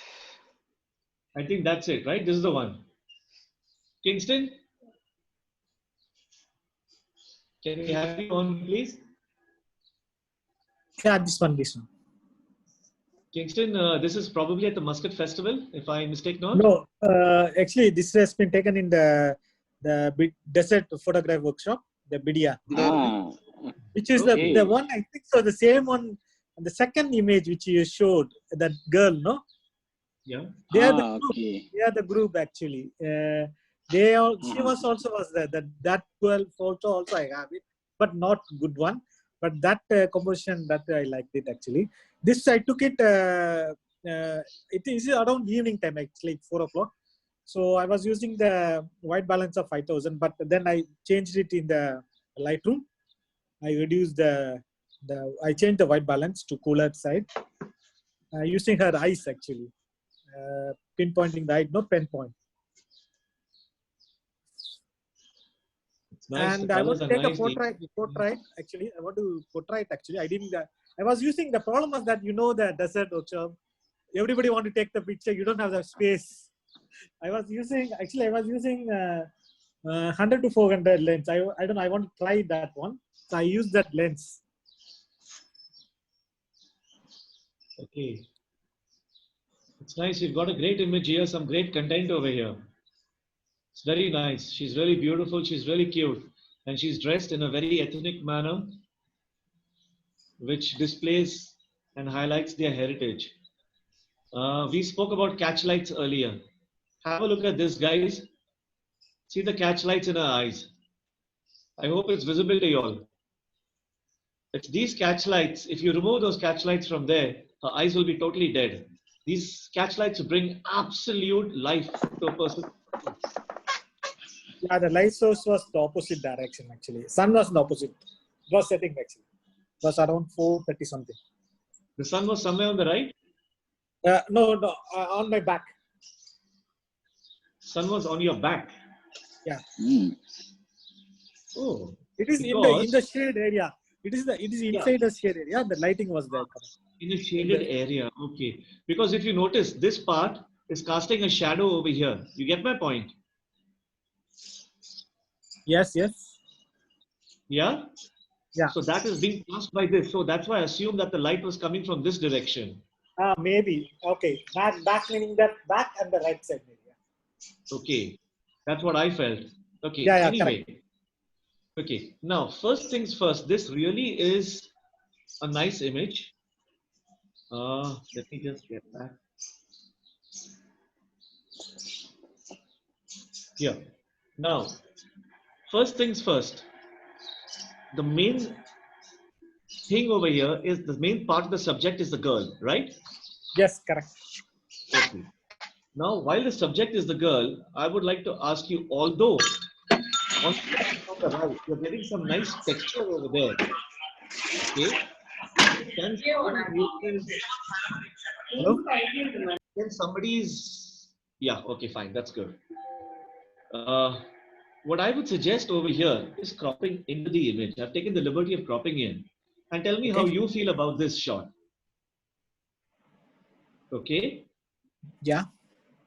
Right? I'm flipping back. I'm going to your previous image over here. Over here, what you have is, you have this portion over here, and you have this portion over here. Okay? Yes. Yeah. Okay? Now that is showing some good texture, but it's a little bit bright. Understand that it's a little bit bright, almost I would say as bright as a subject. So it's tending to pull your eyes away from the subject slightly. What I would feel is probably if you crop into the image, second, to her, yeah. This way, all disturbances, everything has been removed. And now there's nothing else to focus on but just the girl. Yes. I feel this brings it, and she's really beautiful. There are some lovely colors going on in the background. Ordinarily, let me tell you, if I'm nitpicking over here, what I would like to do is to straighten these lines here by rotating the image to the right. But I tried it, looking at her body position, she would It have been is, tilted to the right, which did not yeah, look good. Okay. I tried it, but then I put it back. Great. So I had to settle for these, for the texture at the back being a little bit crooked. It is fine, absolutely. Now, another thing is I'll tell you about this. When you are shooting a portrait, okay, you want the face to be lit up. The face is the most important part of a portrait. Am I right? Yes, correct. Okay, now if you notice, this part is lit up, correct? But Yeah. the main part of the portrait, which is the light over here with the eyes over here, that is in relative darkness as compared to the lower portion of the face. Do you get my point? Yeah. Now, assuming that you were working with ambient light and you were in shade, obviously the top portion is going to come under shade. So all you have to do is tackle this in post-processing, whereby you brighten the lower portion and slightly, very marginally use a soft brush and darken the lower portion of the face. Okay? Because you Okay. definitely want to draw attention to the person's eyes. I would probably, maybe I would just slightly sharpen the eyes a little bit more. Okay? And also, if you have a look at this piece of jewelry on her head, okay? And look at the small string on top.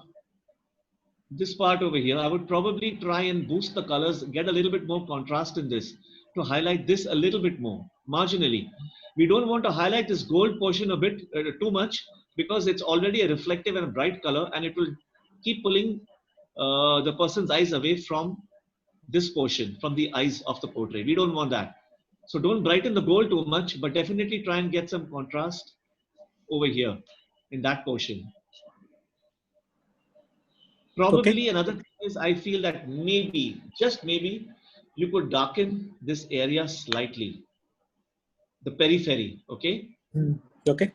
On its periphery, slightly you could darken it. And maybe sort of in a vignetting manner, darken the lower portion a bit more, this dress over here. Just marginally, okay? Marginally. Also, this portion over here, this portion is very bright if you notice, okay? We want to darken it. We don't want anything to pull our eyes away from her face and her eyes. Another thing which you could probably do is maybe just boost the color and a little bit texture on her lips. Yeah, understood. You just try to salvage a little bit dodging and burning on the hair. I would probably dodge this part. I don't think there's need to burn the other part. It's already dark enough. And a little touches here and then. I think the image is good to go. KK, did you add something from your side? Because Prakash, one thing is I learned actually now in this session. One of the things I have the crop, the CMN. I have another picture also because we took the picture of a lot of pictures actually here. Okay. So I feel that the selection of the review, what we were discussing, how to select the picture from the lot, that also matters. I think so. Definitely, Kingston. Definitely. Definitely. Yeah, understood. During the discussion, I understood. Maybe I mentioned about this. I mentioned about this a while back, and give me a moment. Give me a moment. KK, you want to add something? Yeah, you've covered almost all the points. Another very important point which I was thinking over yesterday, since we started over this discussion. Prakash, I think you're sharing your screen. Yes, I am. I'm looking for this thing for a particular reason. Okay. Go ahead. You want the screen? Just give me a moment. I'll put it up. Okay. Yeah, here it is.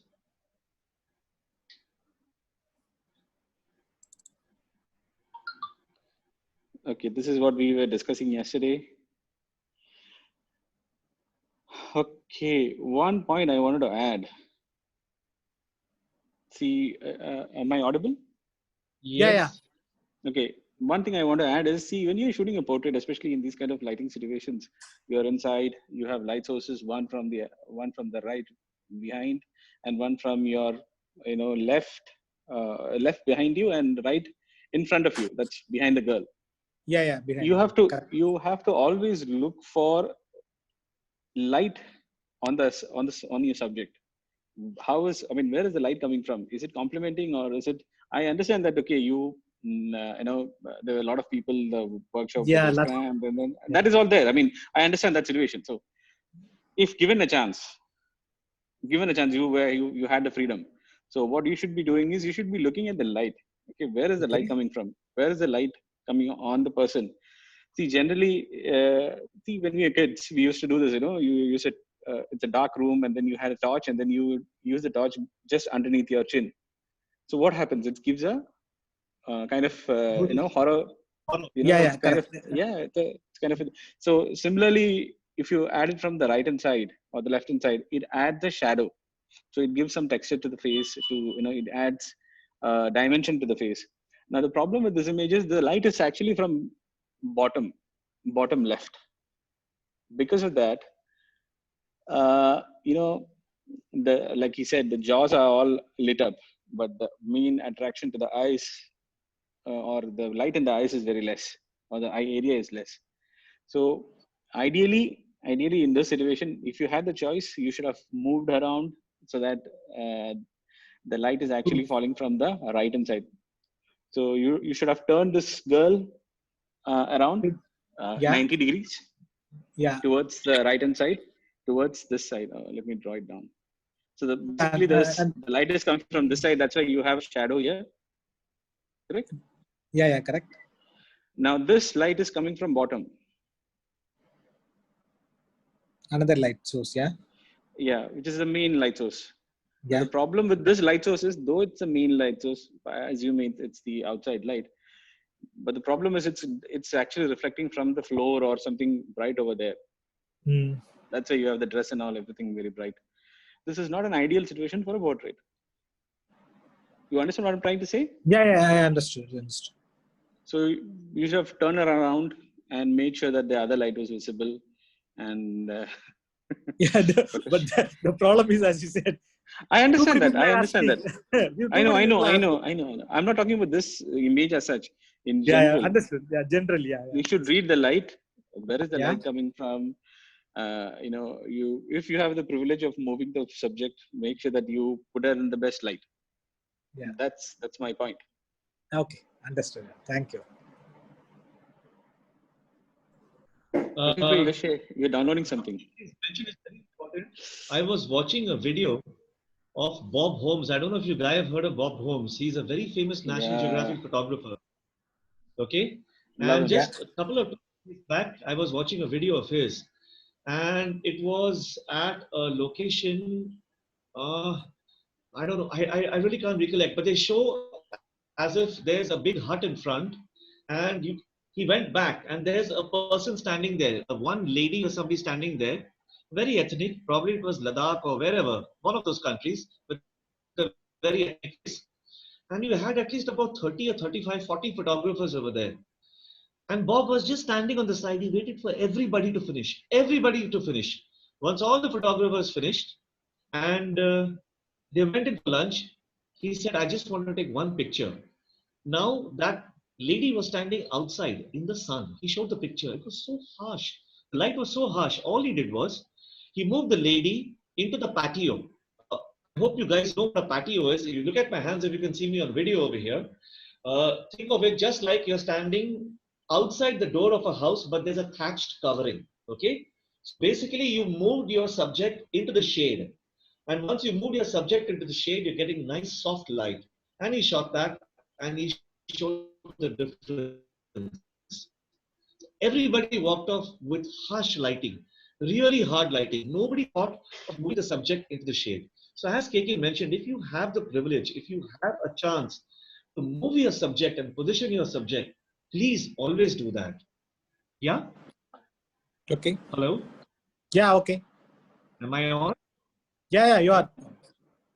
Anything else you'd like to? No, I think you've covered everything. We think we can go for the next one. I'd like to just show something here. Thank you, KK. Thank you, Prakash. Welcome. Give me a moment. I'd like to show something here. Guys, can you see my screen?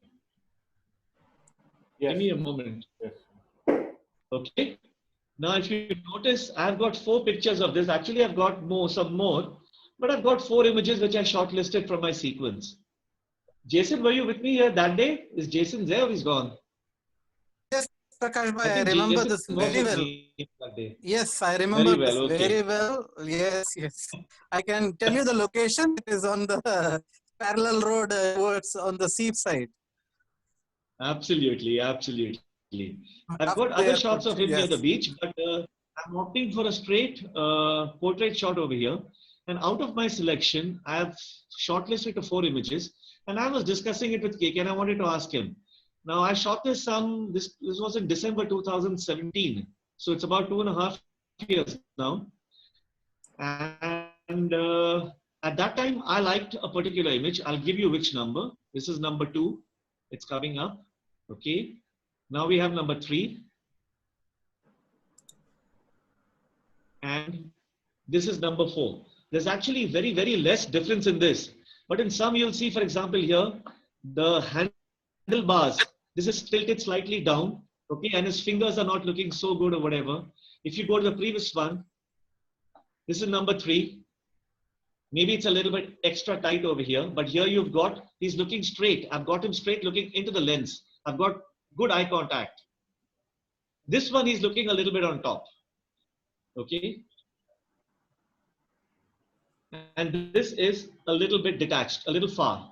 Now, this image, of course, is not looking very good because of his stomach and his legs. When I originally had seen this image, I had liked this image. Why? Because between this, if you look at the face carefully, look at the light on his face, and I'm switching, keep looking, this is darker. You got to see that, guys? Is it visible? Yes. Okay. So I preferred this one, but then I was a little bit foxed. This is without eye contact, whereas this is with eye contact.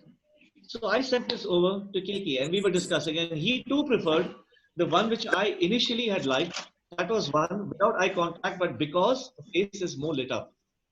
So once again, coming back to that point, it's very important to choose the right image. And well, that's it. Prakash, We're done for the day. one image just shared in the group chat. Vikrant, by mistake, he put it in the wall, not in the album.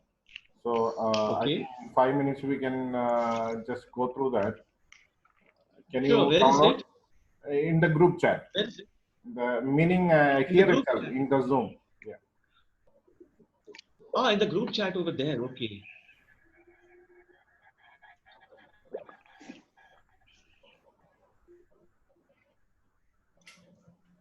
Okay, how do I download it, KK? Can you tell me? Yeah.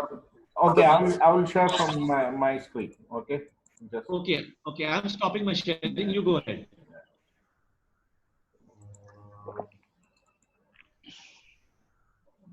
Oh, this session went on much longer than expected. Much longer.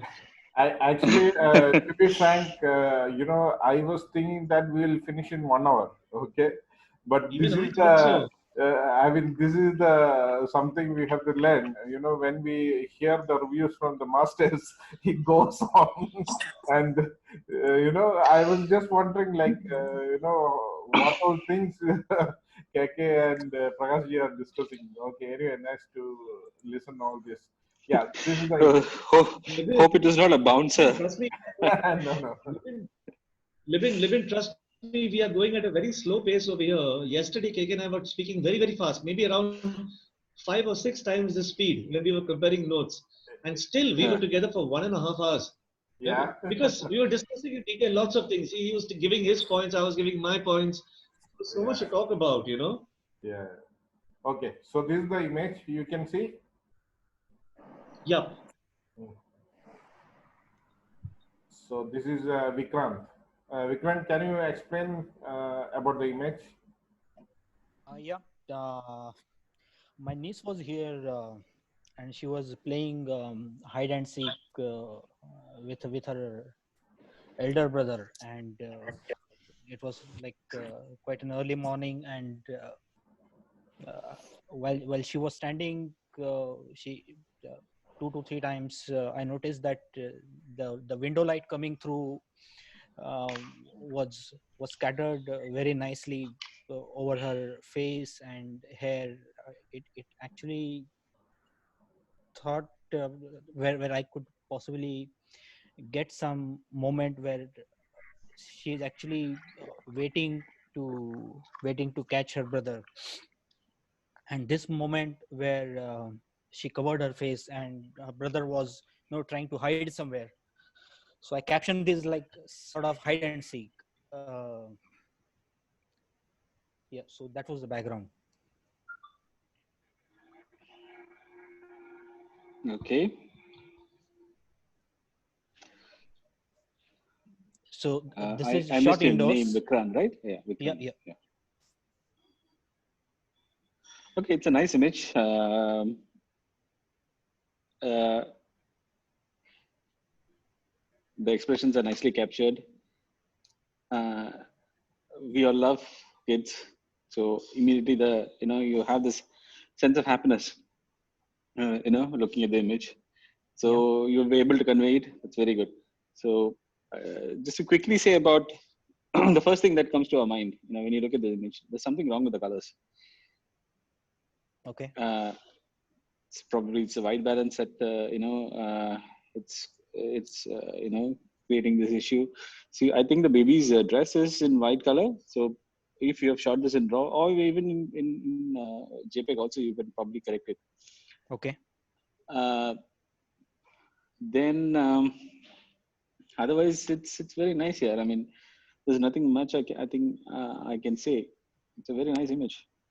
Probably one thing, probably slightly to the right. I would have preferred some extra space to the right and then probably crop it from the left. Slightly. Okay. Otherwise, yeah, it's nice. And the bright area, if I may draw it down, this area is kind of a distraction. Yeah. Not much you can do. No, sorry. It looks not too much you harsh, can do. is it? Yeah, it's too harsh. You generally want a soft image whenever it's a baby or something. You want to convey that softness. Yeah. So that's very important. The image is not contrasty or anything. So you are definitely conveying the message. But yeah, this area is a bit too bright. Probably you could have done something with the exposure. White balance has to be corrected. Probably this area is a bit too, it's too extra. Add some space over here. So that would have been nice. That's it. Okay. It's a nice image. Nice image overall. Okay. Prakash bhai? Yep. Libin, can you please stop sharing your screen? Yes.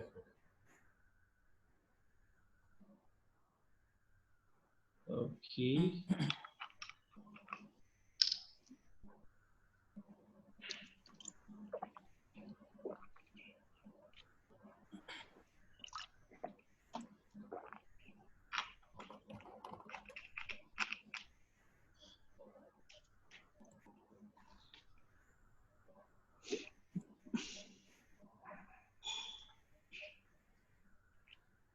Is it visible? Yep. Yet. Okay, now it's okay. As KK had mentioned already, first of all, the image is too warm. Okay, it's got a very heavy warm color cast. Okay. That is one thing which needs to be corrected. Another thing is your composition. Composition definitely needs to be corrected. You need to add some more space on the right over here. Okay. Okay. Is my mouse pointer visible? Yes. Yes. So you need to add a bit more space over here. I'm not annotating it. Okay, let me annotate it.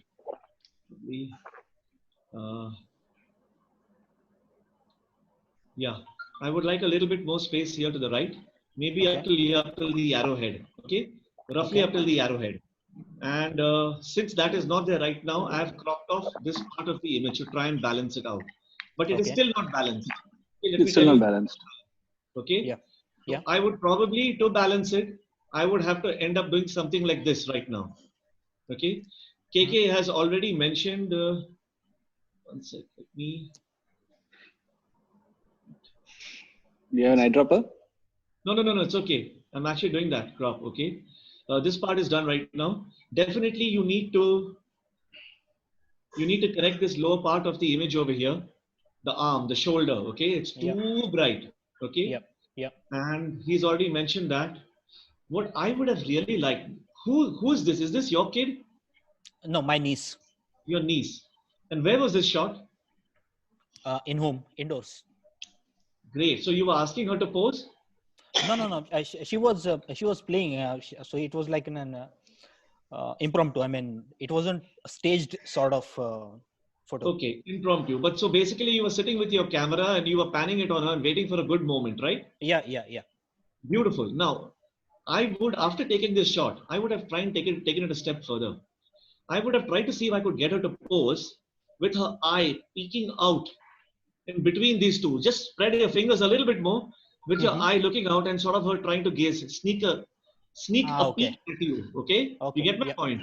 That's like she's playing hide and seek now. She's trying to look at you, you know. That tells a lot more. I think that would have been good. It's a beautiful image. It's a beautiful moment. The child's fingers, so sweet. It's very nice, soft skin. Beautiful, lovely. Thank you so much for sharing the image. Yeah, thank you. And thanks for the inputs as well. KK as well. Thank you. Yep, thanks. Okay, I think we are done with the images, right? Okay, do you want to discuss that the other images which we missed? No, I prefer not to. It's already late, yeah. Yeah, it's already late. Almost going to be 4 hours. And it's tomorrow marathon they are not in the meeting now, so I prefer to do it later if required. You know, or we can comment on the comments Facebook itself. Okay. Right.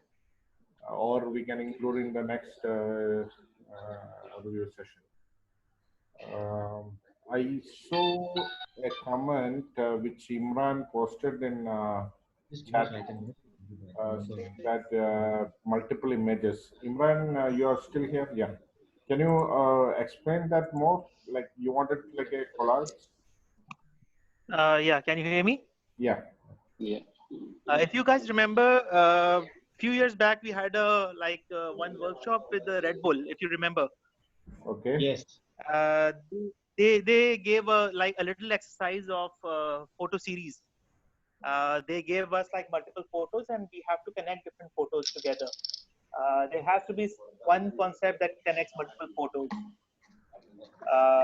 It could be anything. It could be one single color. It could be one moment or something like that. So normally a photo series comprises of 2 or 3 images, but all of these images has to be connected to each other with one single concept. You remember that Red Bull workshop. So can we do a little bit review this kind of photo stories? Yeah, sure. Why not? We'll put it up in the group. Put it up on the group. Imran, put it up on the group, and the panel members will go through it, and we'll try and work it out. It's a good suggestion. Definitely, it's very, very welcome. Of course. Okay, but the only thing is, right now people can't able to shoot if they want because not everybody has these kind of stories already done. So it's difficult to shoot now because of the lockdown. So that's why I was not sure about it right now. True. Let's just pass this on to Libin and the panel members, and we'll take a call on this and see what the possibilities are. And we'll work something out. Definitely. It's a very good suggestion. Definitely. Yeah, we'll discuss later in the panel and we'll see. Okay. Keke, you want to say something? I muted you, so you can unmute. Can you hear me? No, nothing as such. Yeah. Okay. So I think I wanted to wind up. Unless you, Prakash, you want to add something? No, really, I'm fine. We'll not discuss about. I think only maybe 1 or 2 which is left out. One is Majud and somebody else's. Yeah. So no big deal, really. Yes. No problem. That's okay. So can I ask everyone to enable the video? If can you stop sharing, Prakash? Yeah. As usual, I will take a group shot. Yes.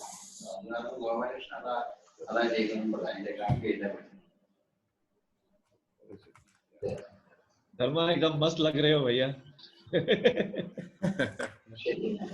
Okay. So anyone else? So we'll take a group shot. So I have few more slots. Okay. Okay, ready? 1, 2, 3. Thank you. Thank you. Thank you. So So thank you Rashi, everyone. I know you had a long day. Sorry, Livinji. Yeah. So Rashi, I've just whenever you get time, I've sent the image, a quick touch-up I did. Whenever you get time, अभी नहीं, कभी भी जब आपको time मिलेगा मुझे बोल देना please. Definitely. Paul, I think you should post in that the same review, folder. Probably we can, whenever we get time, we can just comment over it. Sure. I did post on that folder, but it was not loading. Okay, Then I excellent. posted as comment. No problem. No problem. Yeah. No problem. Yeah. Sorry for this long Thank you so session. much, all of you. Sorry for the long session. We never expected it to go so long. I mean, it's almost 2 o'clock. No, I think it's I fine believe, because you can see the members are still interested. They are connected. I know in the Yeah. beginning we had almost 35 to 40 members, but it's okay because someone excused because they had other commitments. Yeah. But definitely, I think everyone will look into this comment because I will post the recorded video, so you can go back and see.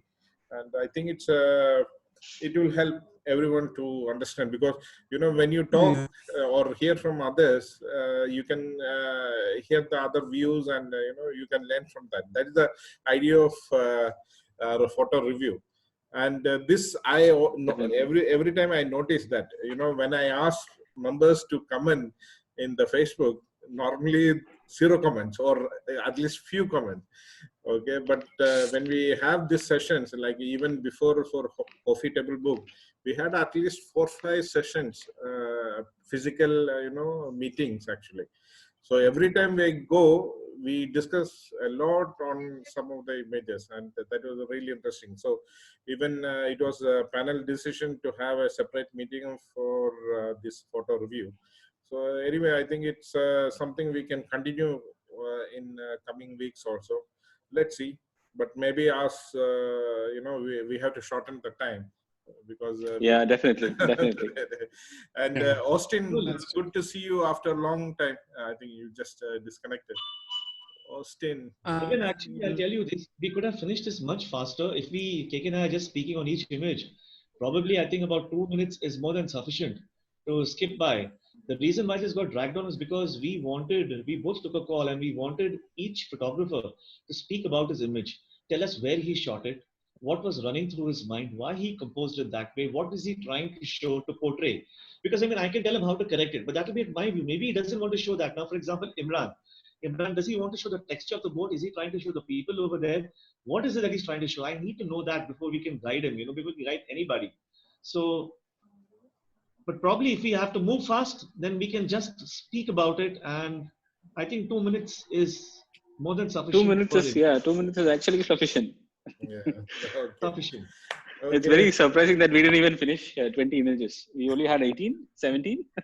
Yeah, 18, 19 images, and we still have 3 more. So it's okay. Anyway, thank you everyone for joining, and let's see for the next session. Okay. Thank you everyone for bearing with us all Thank this you, time. Prakash. Special thanks to you. Take care. Okay.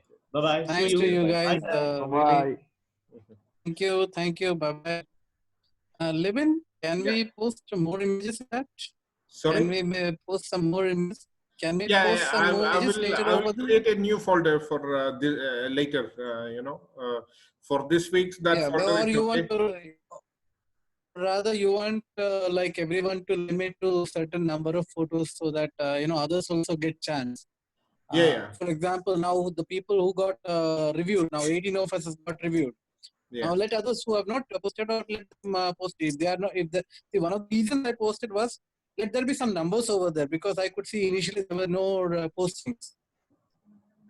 Okay. People were not posting much. But if there are sufficient numbers, then well and good. It's good. But if it is not there, we can contribute more for reviews. Okay. Yeah, understood. Yeah. See, I wanted to restrict to 1 because I was expecting more. Like a Paul, I think I asked him to delete. Even Findo So I asked them to delete because they were not knowing that only one photo is allowed. So it's okay. Yeah, if the members are less, we can ask. We can take more pictures. We can repeat. Yeah, okay, fine. But I cannot announce that in the beginning. You know. So. Levin-ji, can I give a suggestion, please? Yeah. Sure. Can I give a suggestion, Levin-ji? For this particular session, if we do it live on Facebook, then the people who put their images in advance, it will be very easy to time it to, like, because there will be so many others also who will be waiting. Now that everybody is, now if you have a live session, say 30 minutes max, you can easily cover, I think, at least 15 photos, like, 2 minutes each. Yeah. Okay. Go live. Yes. Let's discuss further in the panel team. I will let me check the possibility, because this one Facebook Live, I think there is no option for recording, I believe. So the idea of Zoom, it's like, you can watch recording. So that one second, Libin, one second. Let me pitch in over here. If you do Facebook Live over here through the Zoom, and if you are restricted, let's say you are beaming it to our FSO page or FSO group, it will remain there. After the live session is over, it will be. It will be there. Yeah, but but later on. It's not interactive session, right? It's just a comment. No, the live will be live will be exactly the way we are doing live right now. It will be you as a host. What you can do is you can take a live stream out as an output, and it will be keyed in the stream key, which you can put it on the Facebook FSO page. Will it be interactive? You do that over there or over here, the way we are doing it over. See, there are panelists and the members. See, the members, we all can interact right now the way we are doing it right now. But on the Facebook, they will be watching only what we are doing. Yeah, that's the reason. So anyway, see, Paul, your concern is that going back to the Facebook page. What I'm doing, I will post in YouTube, and this link will be shared in that album, so they can definitely view it. I feel, see, now I'm more promoting Zoom. I don't know, I'm a little bit addicted to Zoom, because there are a lot of pictures you're right. we have it, and I feel this was better, because you can ask and they can draw it and show it and many things actually. So today also anyway, there was one update. Anyway, we will look into that, Paul. We will see. Sure. Okay. Thank you all. Thank you very much. And Imran, you were saying something. Sorry. Yeah. One thing, Levin. While the people are uploading their photos, they can write their thought process at the same time. So during the meeting, nobody has to explain every time. So that will shorten the meeting. Yeah. Good. See you then. Thank you. Nice suggestion, that will save a lot of time. Very nice. True, correct. Done. Yeah. Bye. Because we have to learn from this. We have to learn from this, and we have to try and make it really fast next time. Yes. Okay. Thank you so much. Yeah. Thank you. Thank you.